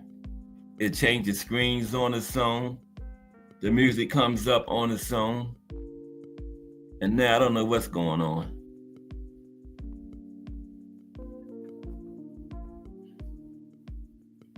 I don't even know if I'm still on the air. Am I? I'll soon find out. There's the link. We got like 15 minutes. Got to get out of here at 2. 12 minutes. If anybody got anything they want to say real quick, you're welcome. Everybody's welcome to the link. Okay? Who's the greatest? Oh, Salvador Sanchez is a great. Okay, the first. So they can get it on the first. Thank you, Melanin Queen. Melanin Queen has clarified it. You can get it on the first and still pay $20. But that's it after that. It's back to 30. So yeah. Get that $20 ticket. One ticket, and that's one ticket to chance to win to go to the Gervonta Davis Lamont Roach fight. One chance is $10. We got the block special 3 for $25, or the ticket to the meet and greet also automatically puts you in the running. Okay, you get some good food, you get all kinds of good stuff. What's up, T.L.? Oh, what's good with you guys? Okay. Yeah, I got in. I didn't know I was. You said what? I said another day talking this boxing talk. That's all. You know that's right. That's right. What you up to today? Get off that screen. Man. You was driving. You didn't know you didn't. I thought you out and about. Yeah, I'm out and about right now. Okay. Just listening on the way. So I haven't been too talkative. I've been in this car doing most of my driving, so I can't really talk and chat. Sometimes true. I do, and I got pulled over the other day, so I gotta chill out. Yeah, man, I got straight ticketed. Man, I was DWB. They could have gave you know how that go. Yeah, no, undoubtedly, I was DWB, so they got me for a seatbelt. Oh man, yeah, that's crazy. So I was unfortunately driving while black, and you know how you get pulled over for driving while black. Yeah. Guy tried to justify. I had you right, and I had to taper my tongue because I was about. He asked me, you know what I pulled you over for? I was about to say for being black. DWB. I swear to God, I usually tell them that I mean DWB. Really? It's like, what is DWB? I said driving while black. You know some of these I done got out of a couple like that. Yeah, I got out of them a couple of that way. Yeah. I done got out of a couple of them that way, but a lot of them get upset when I say that. Yeah. And I was really, it was a whole lot of stuff going on that day. I was rushing to do something, Right. and I didn't really feel like taking time to dealing with him. He was a white cop for sure, and he definitely pulled me over because I was black. So I mean, I was usually when they do hit the lights on me and I ain't got my seatbelt on, I put my seatbelt on because I usually wear my seatbelt. I don't wear the strap over my neck because I get allergic and I break out. So I usually put it behind my back. So they pull me over for that sometimes, and I still have it on. I just don't have it over my strap. I have the strap secured. Right. But that time I didn't even have it on. I usually put it on while I'm pulling, but I was like, man, I'm not even gonna try to fake the front today, man. There's just so much going on that day. Yeah, today was their day. It was quarter day. It's at the end of the month. You know how it is. Right. Oh yeah. Big day. Yeah. Mm-hmm. So I wasn't even tripping, man. I knew the fact he pulled me over. It was a lot of other people suspect on the road, but I was the one that they picked out. So DWB. I had to eat that one. Yeah, DWB, man. Driving while black. Well, we one day closer to the big showdown Saturday. One day we're getting closer and closer to it. Yeah, yes, I can't wait. Yeah, I believe it's going to be a very good fight, man. I do too. Yeah. I believe it's going to be a very good fight. Now, I'm hoping. I know I talked to somebody that's in the corner, and he assured me that they got their stuff together for Morrell. I know Benavidez is going to have his stuff together, so it should be an interesting fight. It should be a very good one on top of that. So we're going to see. Got high hopes for it, but we're going to see. I was trying to figure out, Funko Die, who were you saying was the greatest southpaw ever? Sanchez, was Sanchez southpaw? I can't remember. I'm not sure. I think he was sports. I don't know. I had said some name, but I forgot what name I said. Yeah, I mentioned Vicente Saldivar. Yeah, I talked about Vicente. Wait, hold up. Shout out to the Melanin Queen, aka Shower. She said she played hooky today. The moderator. She play hooky all day, every day. That's almost the beginning. She protected. Because she be working, but she was almost in here from the beginning today. Yeah, she protected. Mm-hmm. She's one of our protected jewels in these YouTube streets. Does a fantastic job. I want to make mention of that raffle again. I want to make mention of that raffle again. See, the raffle, I messed it up a couple of times by mentioning it, but on her text it says clearly you got time to enter before the 21st. Yeah. February 21st, I'm saying. It says 1 ticket to Davis and Roach fight. March 1st. Single entry is $10 or 3 entries for $25. Yeah. However, if you go purchase that meet and greet special, that early bird special, you get all that. You get the entries plus the meet and greet, the admission to the meet and greet, and a chance to win that golden ticket. So you know what I'm saying? You can't pass that up. No. So my main man Funka Die, if you're gonna be over in that area come March 1st, you can get in the venue. And it's really right now, I think it's $5,000 for nosebleeds. Oh, she had to play nurse. Oh, nurse to her husband. Oh, I'm sorry. I got it mixed up. But she clarified something for me because now I know that Saturday counts. You can still get the $20 on. No, Saturday still counts. After Saturday, you will not have that. First, but it goes through the first. So you'll get it. So the good thing is payday Friday. And Fun Day Saturday, you can make it all worth your while. You can go on and get you an early bird special and get everything in one fell swoop. Yeah. Like I said, you get to go out there and like I said, you don't even have to show up. Right. You don't have to show up to the meet and greet if you don't want to, but you can win that ticket. Yeah. And I would advise you to show up and get in the building because then you be rubbing elbows with the who's who of the society that we walk in. Yeah, and I'm talking about the Madonnas, the meet and greet. No, I know the fight. No, not at the meet and greet, but at the building when they in the fight. That's who's gonna be there. Madonna don't come out many times, But when she do come out, it's something big. So that lets you know that you be in the building with some big timers. And it only costs you a small nominal fee. And you also, get to go show up to the meet and greet. The drawing is a week before. They give you time to get ready for the fight, make your plans. Yeah, for sure.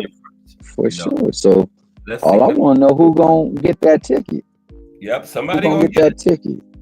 Funk or die, you more than welcome to try. Yeah, $20. You know I'm saying? BN Boxing News, he should be in the building. The good brother BN Boxing News, the pharmacist of the boxing talk. Real Power. Melanin Queen gonna be there. Uelis Fernandez, Ricardo Lopez, my bad. Boxing knowledge. I know you had to hit him for one time. Kenso Love, Jarrell Hadi, the nephew. Are they all you got? You see them coming? Salute Jarrell and Kenso Love, one. Crush the Mickey Fricky legend. He they came in way back. Remo will be there. Just Do will be there. Yeah. Mike Rim, more than welcome to come in. Mike Mazik, we definitely need a champ there. Cat Sports gonna be there. Yeah. They're letting the small potatoes come too, you know. Yeah, they let it. So we welcome all sorts, and we just want people to come in and have a great time and enjoy themselves on a night celebrating a big fight that's coming up, a big fight card, and all around good time. Oh, yeah. Prizes at the door. Be a good, decent fight too. You know, that's a decent opponent. Very good fight.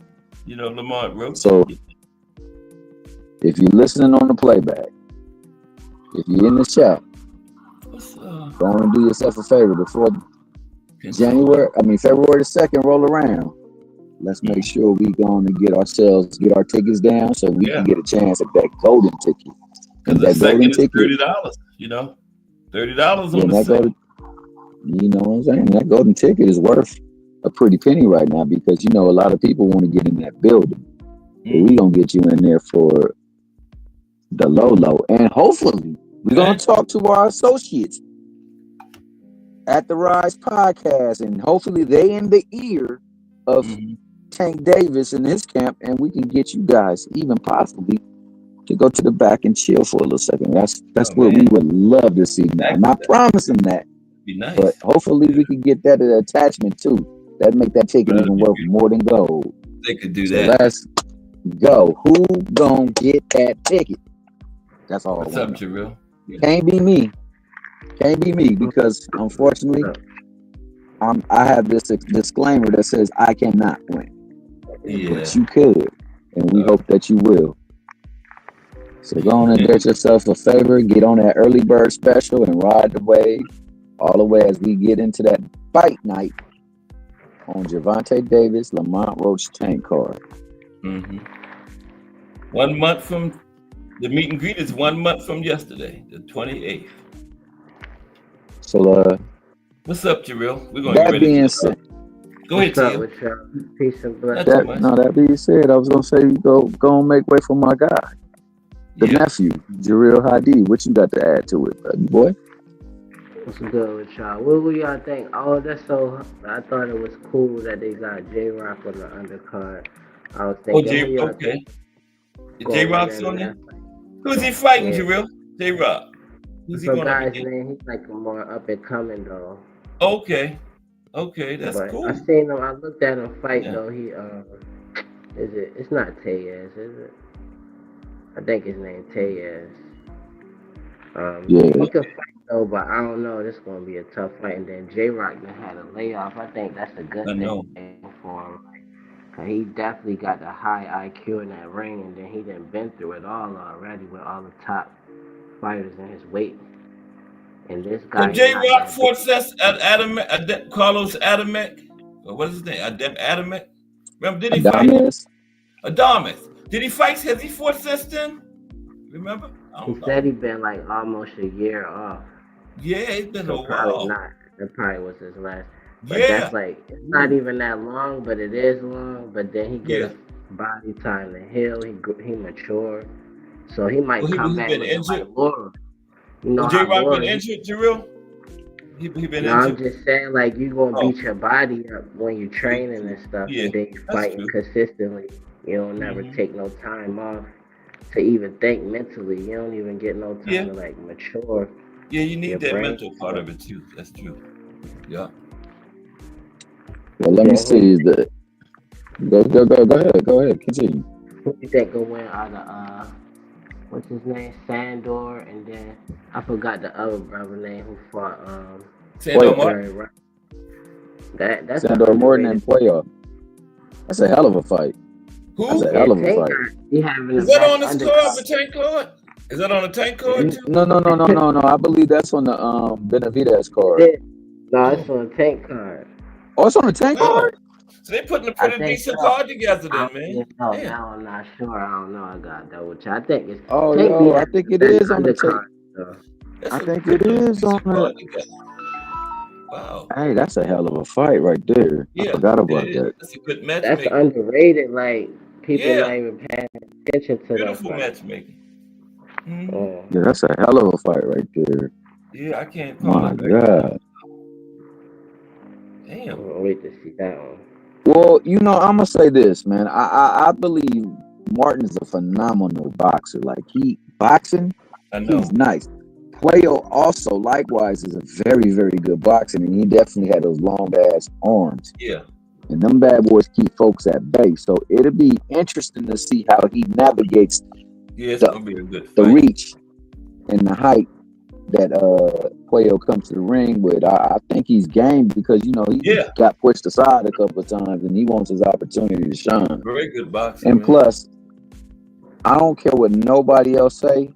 Being a champion at 40 has a chance to be very lucrative in the not too distant future because I believe Tank going up to 140 as he closes out his career. I believe Tank goes up to 140 as he closes out his career, and I think he takes down a couple of those people that got belts just to put a cease and desist on a bullish that he got to go through for the most part as far as accolades go.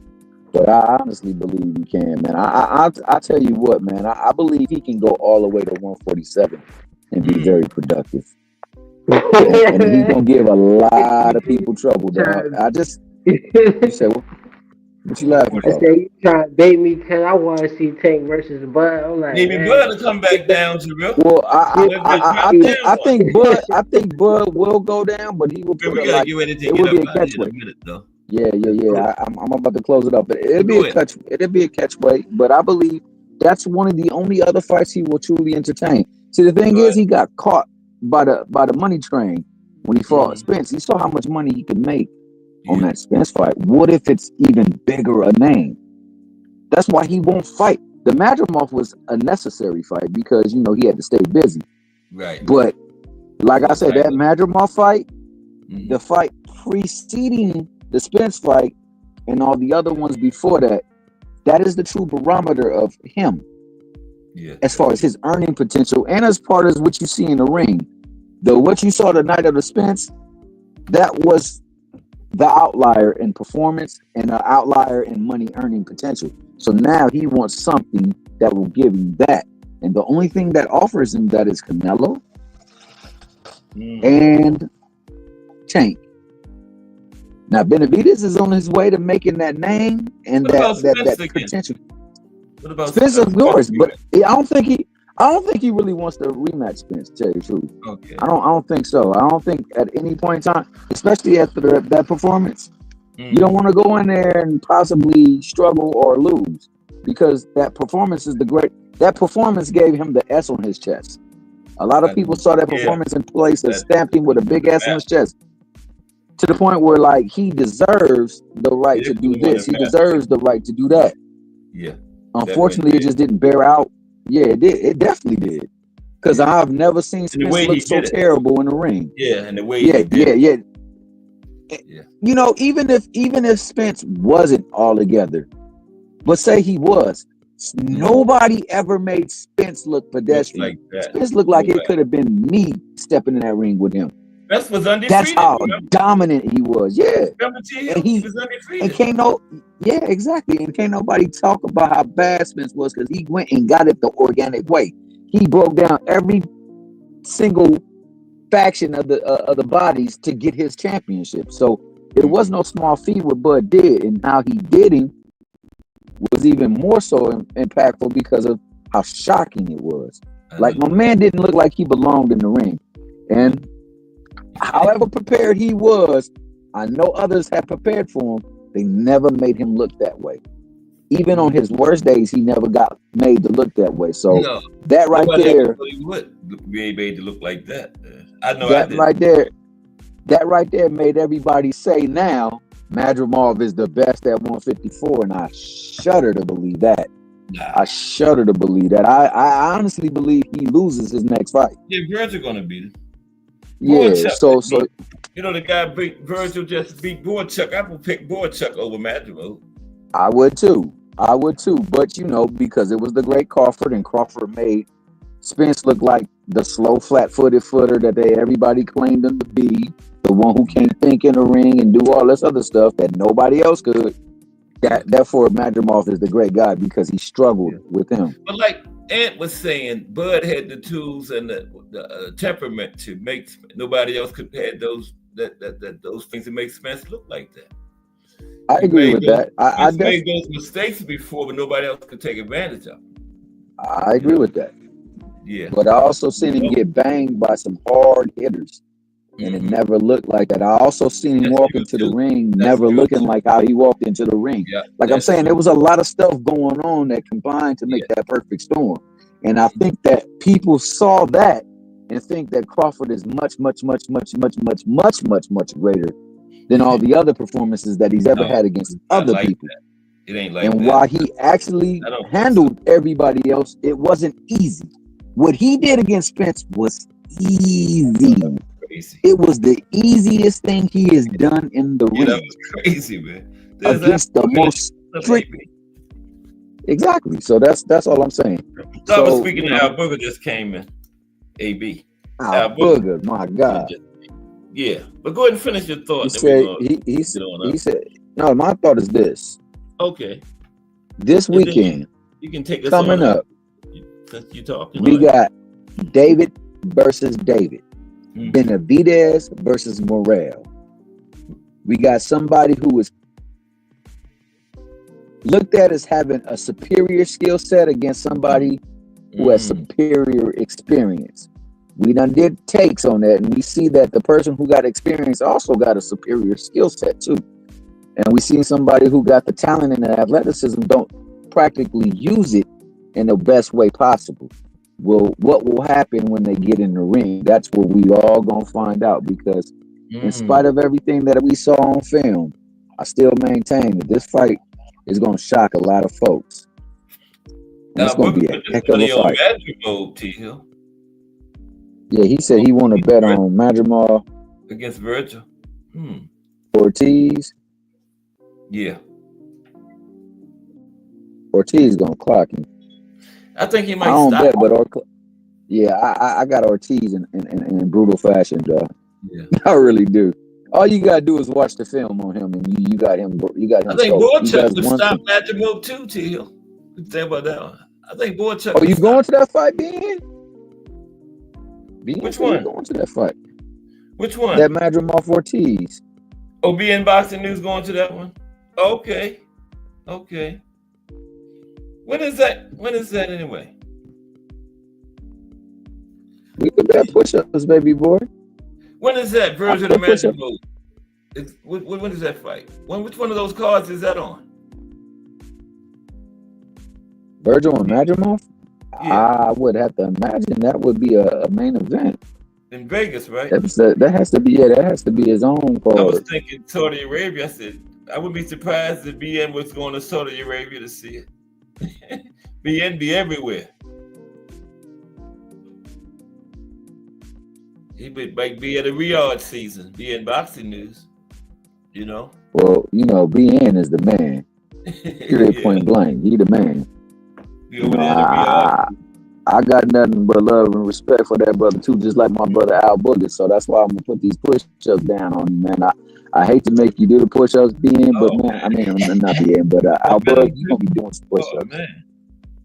You're gonna be doing some push-ups, man. But on that note, Salute to my great brother, Cash Sports, the box historian. Salute to the nephew, Jareel Hadid. Salute to the Professor Al Booger. Salute to the boxing pharmacist, BN Boxing News.